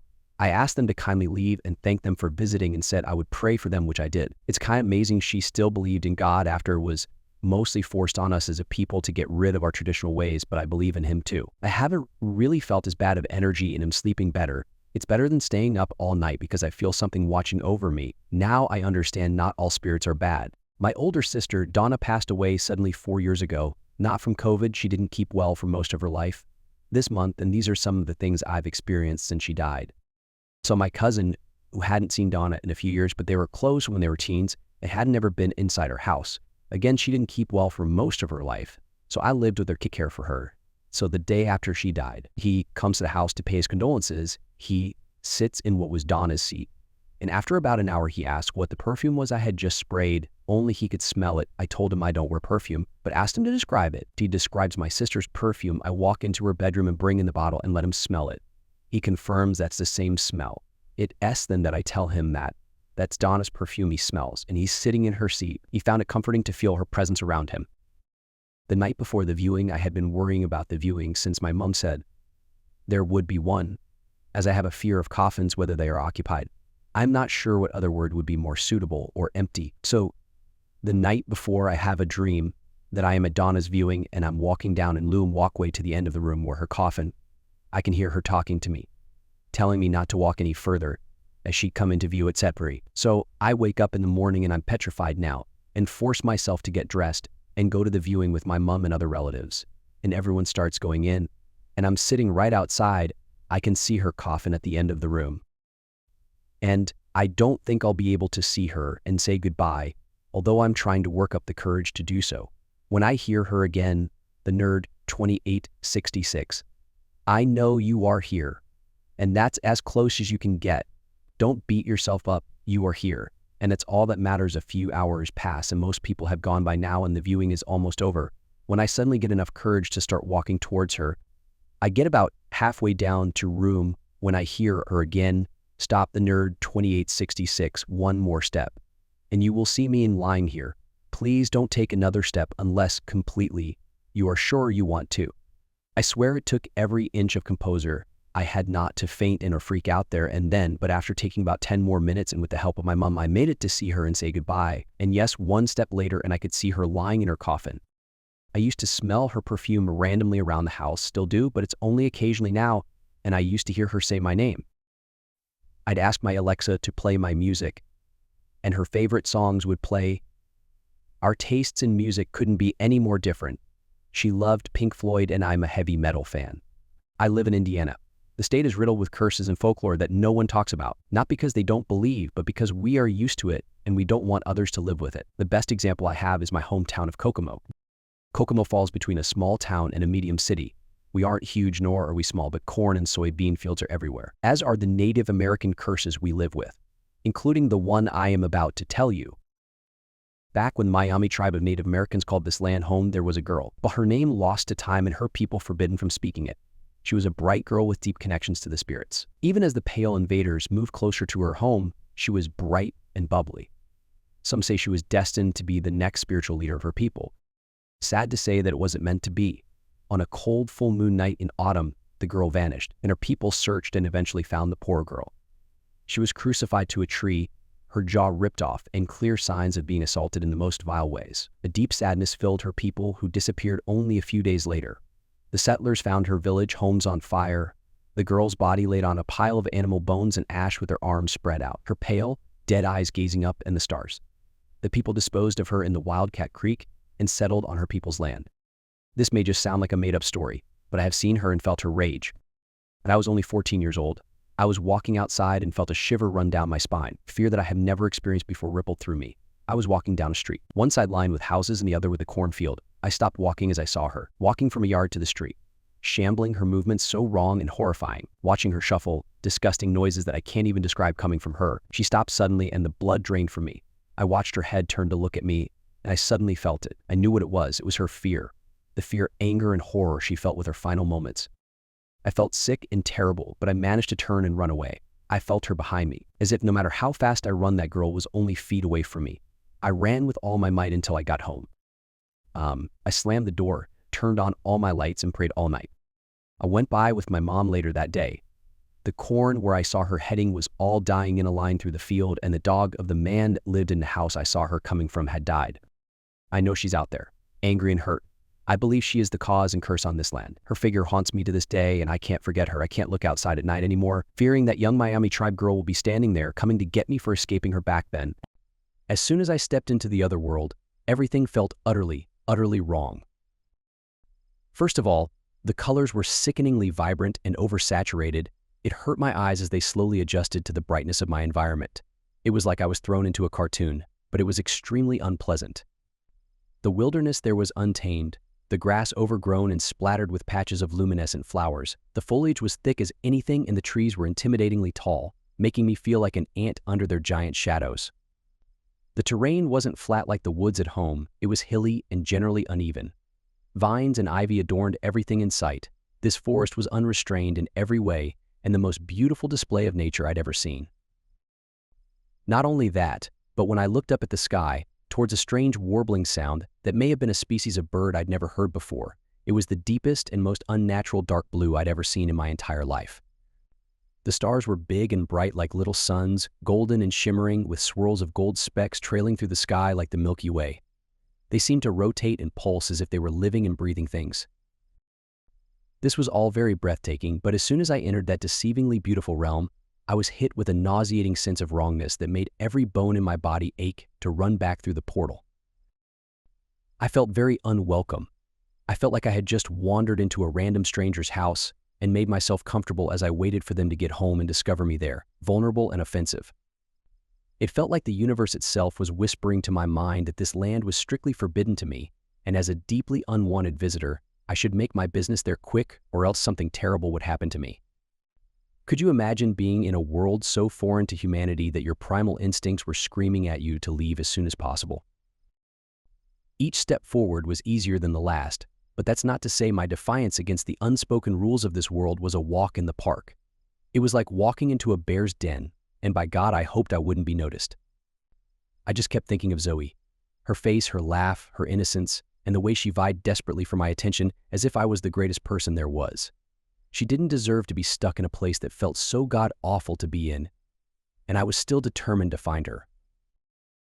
I didn't know the first place to look, but I took out one of my sandwiches and left a trail of breadcrumbs in my wake. Allah, the story of Hansel and Gretel.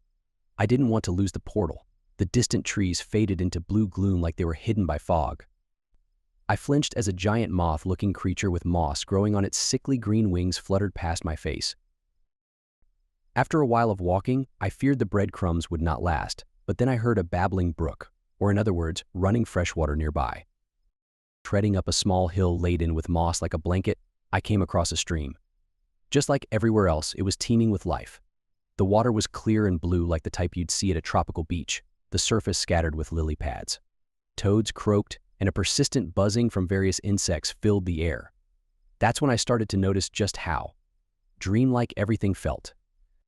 I felt like none of this was real the longer I stayed there, like I was perusing through some great wonderland my imagination had cooked up, and I was invincible. Because after all, I would simply wake up just fine the next morning no matter what happened.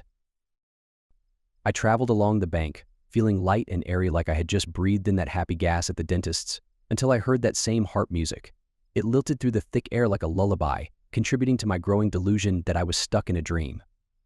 I followed the music. The brook wrapped around a bend, and when I rounded it, a woman sitting on a rock on the bank came into view. I stopped in my tracks and stared, fear shooting through me and bringing me closer down to earth as I processed what I was witnessing. The woman was clearly not human, although she resembled one. Her skin and hair were unnaturally white, paper white at that, and almost seemed to shimmer and glow in the blue light bathing the forest. Her hair was so long it trailed behind her in wild tangles like a bridal train, and her long gown was just as white as her. She damn near looked like a phantom. She glowed softly like a star, and her gaze was trained on the water as she beautifully played the silver harp she held in her hands. I stepped back behind a tree, my instincts screaming at me that this woman meant danger, the same way they screamed at me to leave this strange realm earlier. Once again, something seemed to whisper to my mind that I was not welcome, especially not by this pale female humanoid who seemed too ethereal and pure-looking to truly be good. Her almost angelic appearance felt like a trap, much like the heavenly music. I watched her play the harp, and as she did, the water in front of her started to stir with movement. What looked like fish rose to the surface and started flipping and popping out the water like popcorn in a kettle, as if in reaction to the music. A basin I didn't notice before was at the woman's feet, and the fish toppled inside. It seemed to me that she had charmed them with this strange melody, and now they would become her dinner. I watched in disgust as she picked one out of the wooden basin and dangled it over her mouth, which gaped open unnaturally wide. She dropped the wriggling creature inside and seemed to swallow it whole, because I couldn't see her chew. If I was ever uncertain about her lack of humanity before, I definitely wasn't now. No human would eat a fish like that, still living with its scales still on, and no human could open their mouth that wide either.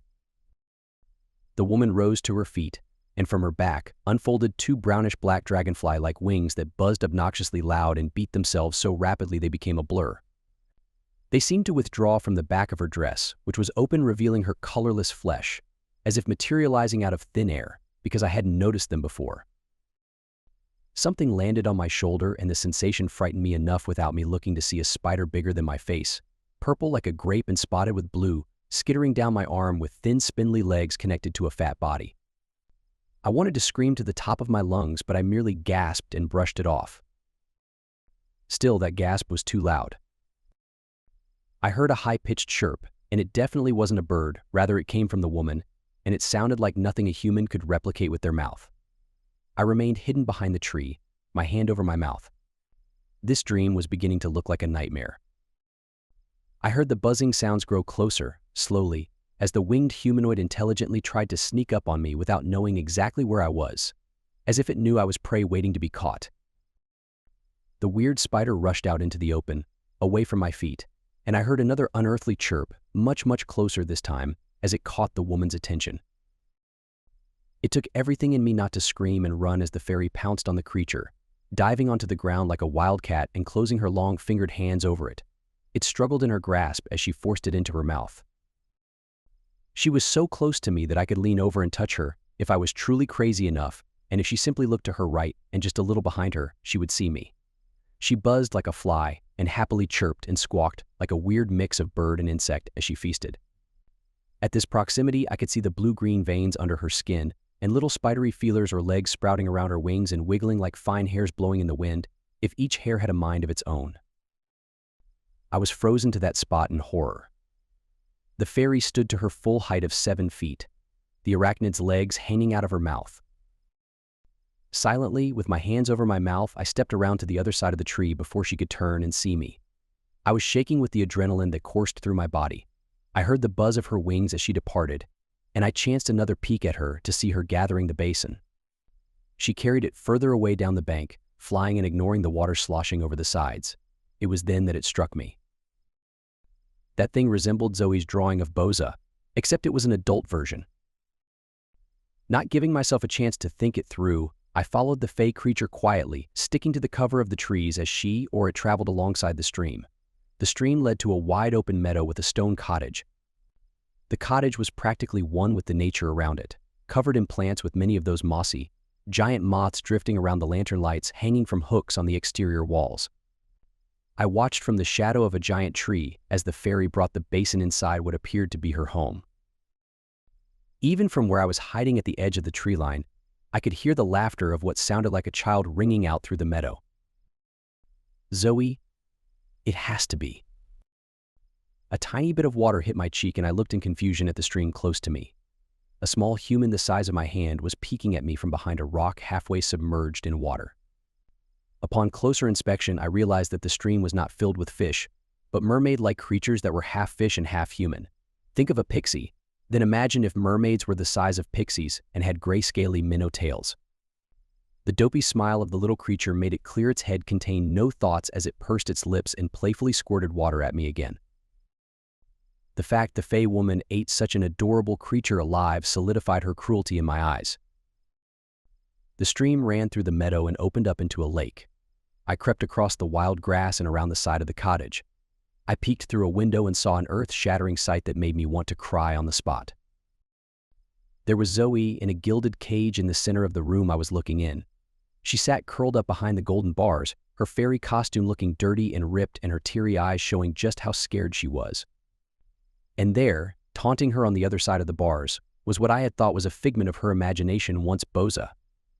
She was basically a miniature version of the Fey woman, white like a ghost and wearing a pale blue frilly dress that you'd be mocked for your outlandish sense of fashion if you wore it in the human world. Boza threw things at Zoe like various fruits, watching hungrily for her reaction, and reached through the bars to yank furiously at her brown hair when my sister didn't give her an entertaining enough response. Nearby, the Fey woman was sitting at the table near a cauldron with boiling water above a fire pit. She was taking the small mermaids and preparing them with a sharp knife like how you would fish, scaling their tails and gutting not just the fish part but the human part as well, pulling their innards out and discarding them. She started the grisly process by lopping off their little heads, which rolled off the table and plopped to the stone floor, looking for all the world like bloody Barbie doll heads from my viewpoint. Being this close, I could see the eyes of the fairy mother and daughter duo. They were slanted and pitch black, reminding me of an alien's, and the skin around them was tinted bright red, as if they had been crying. Their jawlines and cheekbones were sharp and pronounced, and their noses just a bit too long. Despite their unsettling appearances, they were beautiful in a strange way. Suddenly, Boza went over to the adult one and tugged her sleeve. Their lips were moving, but I couldn't make out what they were saying. Whatever the Fey woman said, it made Boza happy, and she flounced out of the room and returned with a golden collar connected to a long matching chain. I watched with horror as the Fey woman stood, produced a key hanging from the necklace she was wearing, unlocked the cage, took the collar from Boza, and fixed it around Zoe's throat as if she were some common dog. No, Zoe cried. I can't swim. I lifted myself up a bit to peer over the grass blades. Boza was flying above the lake like an overgrown house flea and trying to force Zoe into the water by violently yanking the leash. She seemed to be stronger than my sister, who was fighting hard to not be pulled to the center of the lake, but was ultimately losing as she was dragged deeper and deeper, from ankle deep to knee deep, then stomach level. Go on, play in the water.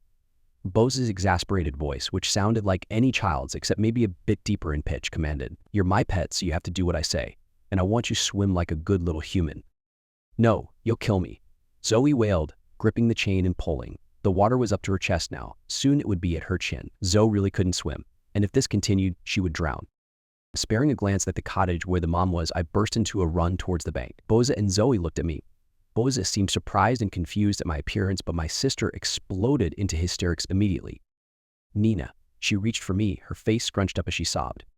Nina, Boza repeated, frowning. I waded into the water, determined to save her. When I reached Zoe, I grabbed the chain and helped her pull with all my might. When we pulled like we're playing a game of tug-of-war, Boza gasped as she nearly dropped down to our level. Then, she started pulling, too, flying backward and trying to drag us deeper into the lake. However, she was no match for both of us, and soon she went plummeting into the water. With the final yank, I released the gold leash from her stubborn grip and reeled it towards me until I had it all bunched up in my hands. So then I grabbed Zoe by the arm and dragged her towards shore. I heard a splash and looked behind me as I went. Boza resurfaced, soaked in her face was balled up. She burst into tears, but when she wailed, it was a piercing cry, a pathetic little screech that rang out into the air and echoed all around us. Then it was promptly followed by a piercing caterwaul that reminded me of a bird of prey. Zoe and I tensed as we stood on the bank dripping water. The cottage door banged open and the Fey mother crawled over the wall and onto the roof before erupting in flight like an angered wasp emerging from its net. Before I knew it, she shot towards us like a bullet and landed heavily inches away from our shivering forms. She had grown grotesque, her pearly flesh now gray and a deep scowl marring her face. Her gray skin faded into black towards her hands and feet, as if she had dipped the limbs into ink and a network of now black veins were visible under her skin. Zoe screamed and hugged my side. The Fey mother roared much like a jaguar and her clawed fingers reached to ensnare my head. Yes, my head. I didn't even want to think of what she would have done to my head had I let her perhaps pull it off my shoulders. Then thinking quickly, I grabbed the crescent moon-shaped iron pendant dangling over my chest and raised it towards her. Reflexively, the monster recoiled and regarded me warily. Iron, her deep, alluring yet quiet voice dripped with disdain. Yes, Iron. I tried to hide how terrified I was as I stepped around the Fey mother, one hand clutching my sister to me and the other holding the iron towards the monster to keep her at bay. The Fey Mother growled unlike any animal I've heard before. It was a croaky and raspy sort of noise she drew deep from her throat. She seemed like she wanted to attack me, but her eyes never left the pendant in my hand. "What's your name?" "It's your name." "What's yours?" I dodged the question, having read that it wasn't wise to give the Fey your name. "Ardun," she replied, and it sounded like Arduen. My spelling of this is simply a guess at how you would spell such a strange name. And Ardun seemed to already exist in the English dictionary. "And yours?" "And yours?" "You should check on your kid," I said, once more avoiding answering the question. "And sorry, I have to take my sister." Ardun looked towards the lake and cried out haughtily, "Boza, your wings." As soon as she flew towards her child, I fled with Zoe, intending to get as far away as possible. We followed the stream at first, then the breadcrumbs all the way back to that tree-arched gateway that led back home. It might have taken maybe 10 or 15 minutes. Yes, I was ecstatic as I went through the portal first, holding Zoe's hand and pulling her behind me. Zoe cried out in pain and a force propelled her backwards from the portal. I watched her slowly get up from the other side, confused. "What are you doing?" I asked. "It won't let me go through." Zoe panicked as she tried to step through to my side again, only for the collar to constrict around her throat and once again send her flying back. She gasped and gagged, clawing at the collar until it loosened its vice grip. Tears wet her face as she looked at me pleadingly. "Nina, don't leave me here." Yes, I looked behind me at the woods, which seemed comfortingly boring compared to the other world's mysterious woodlands. They were definitely easier on the eyes, and the feeling of trespassing was lifted from me like lifting an anchor off my back. But I was definitely not going to go back home without my sister, especially not after seeing what she had been enduring all this time, so I walked back through into the other world and hugged her. After she was consoled and her tears started to dry, I inspected the golden collar around her neck. It was reflective and featureless, other than a big keyhole in the center, but it didn't exactly look like advanced technology or anything. "I think it's magic," Zoe whimpered. "We'll never be able to get it off. I don't want to stay here. Nina, I don't like fairies anymore. They're scary and mean, and they get really ugly when they're mad. They want to keep me trapped forever." I thought she was my friend, but she wanted to keep me as a pet the whole time. She sniffed and looked ready to burst into tears again. If we wanted to make it out of this mess, we both needed to pull together. Zoe listened to me. I knelt down in front of her and grasped her shoulders, looking deep into her eyes. "This is a dream." "Okay. Doesn't it feel like one?" I smiled as she nodded. "Everything will be okay. As long as I have this, she won't hurt us."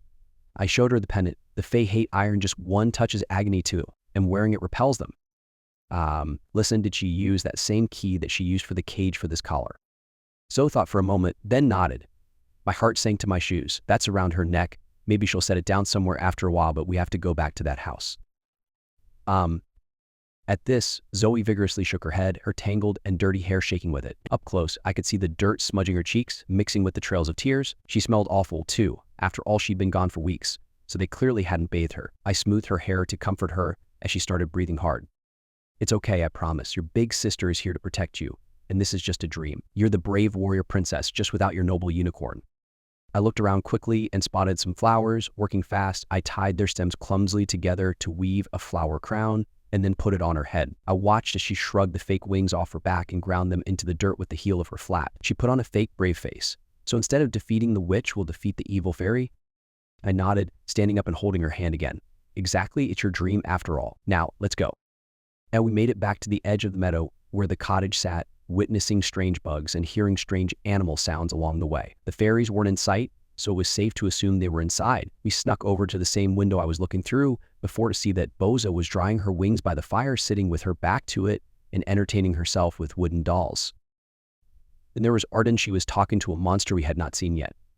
She looked pissed off, but that grotesque transformation she took on earlier was gone. The monster was a more terrifying sight, despite simply being a blood-red hooded cloak floating a foot off the floor. But that was the dreadful part. We couldn't see its face. Its hood was long and dangled down over his head like a curtain, to the point I was sure there was no way it could even see what was in front of it. It was short, but being able to levitate to Ardon's height made it intimidating still, and long black arms that looked like gnarled tree branches stretched out from the cloak and grasped the large, sharp scythe in front of it. "What is that?" I whispered, my heart racing as I felt a terrible, sickening dread twist my gut into knots. "I done know," Zoe whispered back in a shaky voice. "I've never seen that before." Ardun, in the middle of conversing with this strange monster, gave it a familiar-looking butterfly barrette. I looked at Zoe's loose hair and realized it was hers, and she realized it at the same time as me and gently touched her head, where it would usually be. The hooded monster took the barrette with black, clawed fingers and brought it under its hood. I couldn't be sure, but I swear I could see its shoulders lift and lower ever so slightly. It was taking a whiff of my sister's hair clip. The monster nodded, and Ardrone grinned sinisterly. The hooded thing started to levitate past her, but then stopped, and the hood raised towards the ceiling and its body heaved with each heavy sniff it took of the air. Then it looked right at us in the window. "Run," I cried, grabbing Zoe's hand and hurtling towards the woods in terror in the opposite direction of where we came. I dared not look behind me, but I heard the cottage door open and the sound of what I could only describe as a tree being split, as if a lumberjack had severed the trunk of an enormous tree, and it was releasing a deafening creak and groan as it fell over. That was the sound of the hooded monster calling out animalistically, almost like a war cry as it followed us. So when we broke the treeling, I glanced behind us and saw it flying towards us, its cloak flapping in a non-existent strong wind. Its scythe was raised threateningly, and I had no doubt it intended to kill us. Zoe and I ran in the uneven and rough terrain of the otherworld's forest, felt like going through an obstacle course. We leaped over logs and narrowly avoided falling into ditches and small ponds.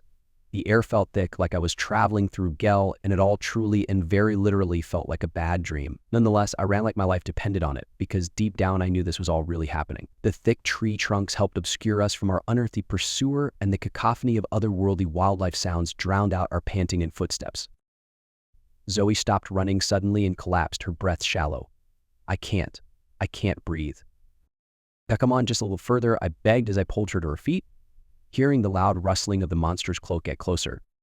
"I can't run anymore," Zoe wheezed, her face flushed red and sweat covering her little body. "Go without me. They want me alive, but they'll probably kill you."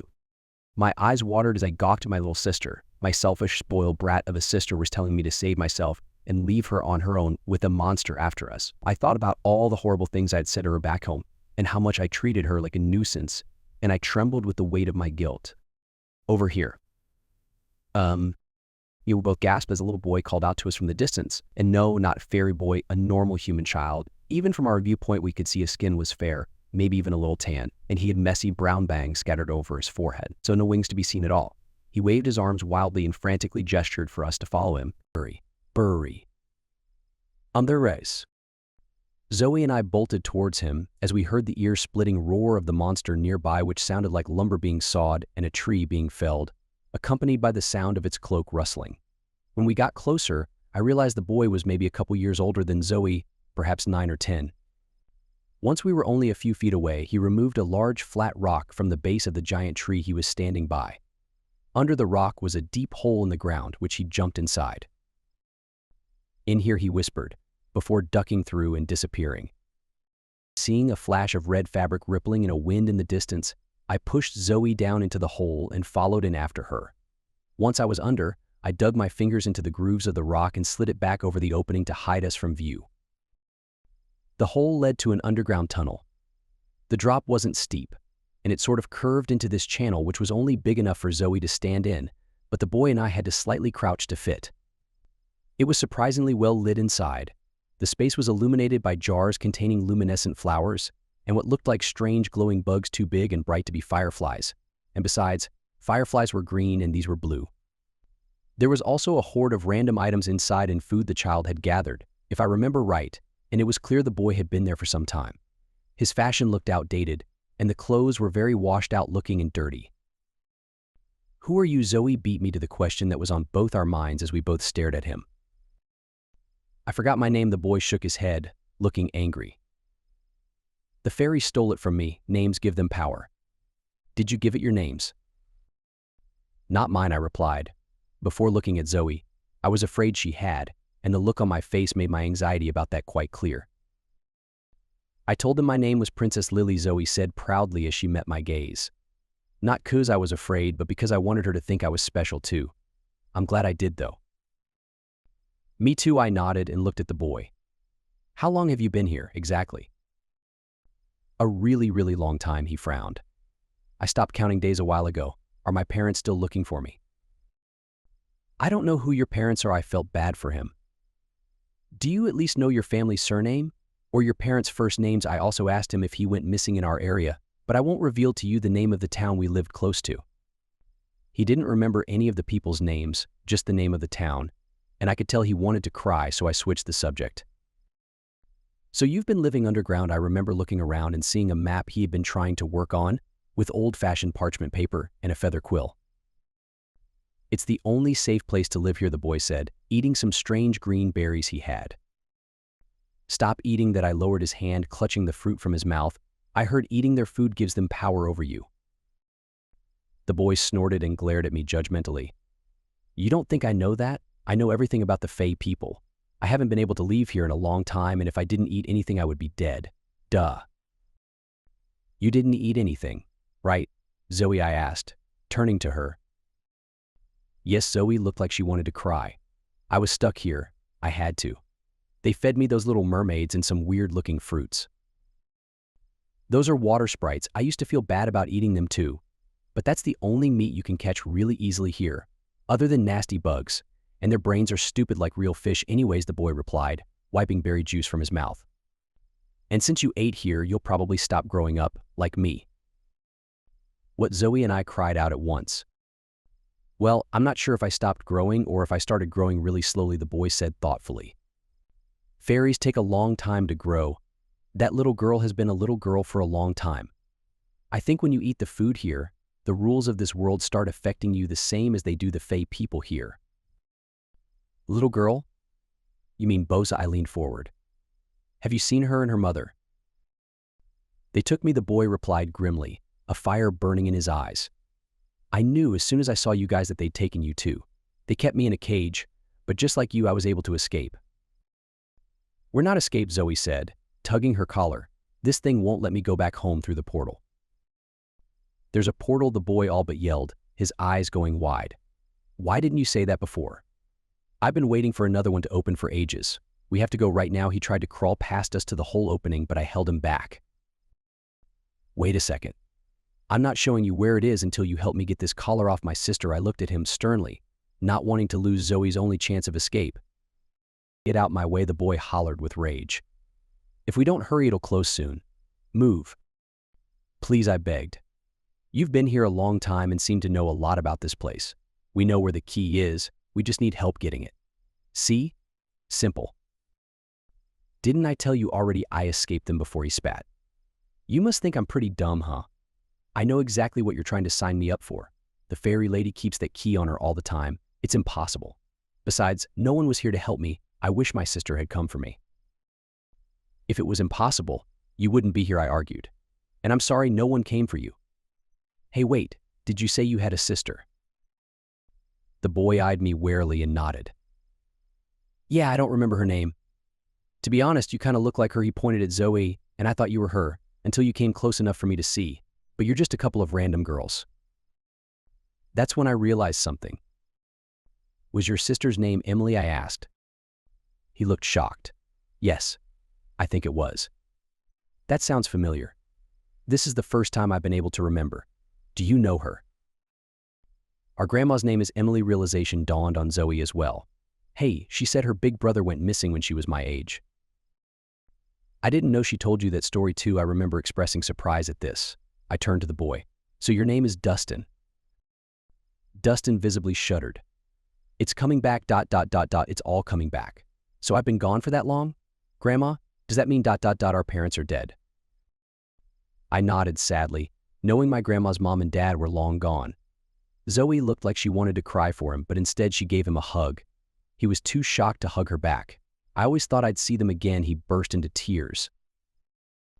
We watched him sob for a while. All I could do was awkwardly pat his shoulder until he gained his composure again and started wiping his face with his shirt. I'll get them for this. His voice took on a dark tone, his stare full of hatred. I promise I'll get them for this. You'll have your chance if you help us, I said. So, you're my... He looked me up and down, unable to find the correct word. Grandniece, I smiled. Yeah. Since we're family, will you help? You will be able to see your sister again. Grandma would be so happy to see you. She was so heartbroken when you disappeared. Okay, Dustin's face transformed into a look of determination. We're going to get that stupid dog collar off, kill those monsters, and go back home. But we have to do it quickly. The portals are always on a timer. How long has it been open? Maybe an hour, I shrugged. Zoe went missing a couple months ago, and I came here tonight. I think one opened for me, but I don't know why. Then we don't have very long, Dustin muttered nervously. I've seen them open portals when I was still their pet, and they don't last very long at all. I don't know why she opened one again, but if it closes, we could be stuck here for years. At this, Zoe and I tensed up, feeling a very real fear strike our hearts like a lightning bolt. We knew we had to do whatever it took to escape the other world. I've never been into the paranormal. I don't think of myself as someone easily spooked, and I've never had any interest in ghost stories. That's why what happened to me at my grandparents' house last year still bothers me. I can't explain it. And it doesn't fit into how I normally think. Last summer, I stayed at their house for a couple of weeks to help out with some yard work and just to spend time with them. They live in a very small rural town, and their house is old. I don't know the exact history of it, but it's been in the family for a long time. It's one of those houses that creaks at night, and while I was there, it always felt kind of musty and quiet, but I didn't think much of it. One night, around 2 or 3 a.m., I woke up unexpectedly. I wasn't startled awake or anything. I just opened my eyes, fully awake for no apparent reason. I figured I was just restless, so I laid there trying to go back to sleep. I was in the guest room, and my grandparents were sleeping in their room down the hall. The house was completely silent. Then I heard what sounded like footsteps outside the window on the front porch. It wasn't loud or frantic, but slow, steady steps like someone pacing back and forth. The house is on a quiet street, and I remember thinking it was weird that someone would be walking around at that time of night. I got up and looked out the window, but no one was there. The porch was empty, lit by the street lamp, but the footsteps didn't stop. I stood there for a few seconds, just listening. The sound seemed like it was right there, but I couldn't see anything. It was unnerving, but I convinced myself it had to be something like the house settling or an animal outside. Eventually, the footsteps stopped, and I went back to bed. The next morning, I casually mentioned to my grandmother that I thought I heard someone walking on the porch at night. I didn't expect her to take it seriously, but she paused and looked at me for a second before saying, "You probably heard her." I asked her what she meant, and she explained that over the years, several people have mentioned hearing footsteps on the porch at night. Sometimes they even see a figure standing at the far end, but no one can ever make out any details. She said it's been happening as long as she can remember, and her only explanation is that it's the spirit of someone who used to live in the house before them. She said it casually, like it wasn't a big deal, which threw me off. I've never seen my grandmother as the superstitious type, but she genuinely believed there was something strange about those footsteps. She told me not to worry, that whoever it was, they didn't seem harmful, just a presence that made itself known once in a while. I didn't hear the footsteps again during the rest of my stay, but the experience has stuck with me. I still don't know what to make of it.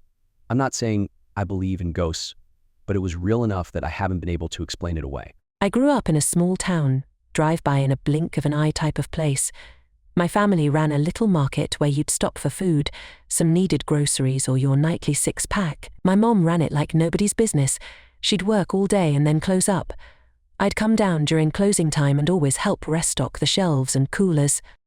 Her and I were the only believers of paranormal things in my family, and to this day I still believe it. When I got older, she always told me this market was very active. Don't like to say haunted, and it didn't take long to realize it. I'll never forget the big encounter I had in a single night. I was a young 14-year-old boy. It was summertime and she was getting ready to close up. She was counting the till and wanted me to go restock. I went to the cooler and was stocking the drinks, filling all the shelves up. At this point, not a soul is in there, except my mum and I. They talk about feeling the chills when you deal with the paranormal world.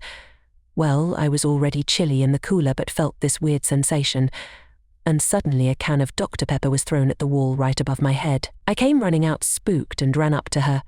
Explained to her what happened, and she just laughed at me and told me how they do that now and then, and that they mean no harm. She headed back to put all the money away, and I just walked the aisles trying to figure out what was going on. Out of nowhere, I look over the aisle, and I see this girl. She was my age, tall, and had long hair. I had never felt this way before. Frozen for a second while she just smiled and looked at me. I ran so fast to the back office screaming at my mum. She got me calmed down and I explained. We got on the cameras to see if we could see anything. She ended up looking back to where I was walking the aisles, and to this day it still freaks me out. When the video shows me turn my head and see this girl, the video goes to the bright blue screen as if it were out of service. Right when I turn to get to the back area of our market, the video turns back on, and you can see my scrawny little legs running to my mom. Neither of us could believe it. We still talk about Di to this day, 14 years later. Not a single camera worked for those quick seconds I saw this girl. I have many more stories about that market and all the experiences we had there. I read these stories a lot and I do have my own stories, but before I do, I first wanted to make this post, which can really help to explain a lot of these ghost stories. Many of these stories are very similar, such as that feeling of being watched or just the very strange things that take place. I always did have this sensitivity towards energy around me. It's the same feeling when someone negative comes into the room and everyone else sort of feels this slight downward shift in energy. There's a little bit of quantum physics and science involved. It's tough to explain, but energy is very real, and according to the laws of thermodynamics, energy cannot be created or destroyed. We are essentially energy particles clumped together so tightly. These particles vibrate, move so quickly it's invisible to the naked eye. Instead, we see what it forms, the whole mass of a body, a person. So we're all just moving blobs of energy, and one day we die. If we're just energy, and it cannot be created or destroyed, it suggests that some part of us after death is transferred. The physical body may die, but the energy which drove our every movement is instantly transferred. Some of this potential energy is harvested from our corpses by insects and other creepy crawlers. But what about the essence of who we are? That is the part of us which some call the soul, or the life force which powered us into the person we are. This is the part of our essence that is released out into the universe, which would align with the laws of both physics and parapsychology. There are also many different types of apparitions. Based on the moon, which is a direct source of energy for ectoplasm ghosts, apparitions can be anything from an orb of light to a full-body apparition. In between are those thick masses of floating energy or item shifting. The more violent evident sightings usually always take place when the moon is almost full, when it's also the best time to see full apparitions. We don't know why they linger, but my theory is that they must have had some unfinished business influencing their transition to the other realm. Perhaps they are also unaware that they have died. Some may also be in denial. Others may be violent entities seeking to preserve something so much darker. It could also be the visitation of friendly ghosts, family, relatives, friends, but this is usually only in the first 40 days after death. It is believed that the soul remains on Earth for 40 days before it fully crosses over to the other side. I find these stories very fascinating, and someday I'll write my own. I just wanted to post this for anyone, ideally skeptics, who could gain further insight behind this strange phenomenon. But yes, paranormal activity is very real. Ghosts do exist, but most will claim these entities are actually called jinn, which is the Arabic word for angels, genies, and visible beings that appear like shadows. It is believed that jinns coexist with humans, but they are in the shadow realm. Some are kind, others can be very dangerous and violent. This also aligns with many stories I've read. Many people here have reported seeing shadow figures that they couldn't exactly define or capture with certainty. Ghosts, jinns, angels, ectoplasm, whatever it is, it's real. The world is full of so many unexplainable things, but one thing is for sure, our energy cannot die. We all learned this in school. That means that when our body dies, we'll most likely just be hopping out of one vessel and entering another. Pretty creepy stuff.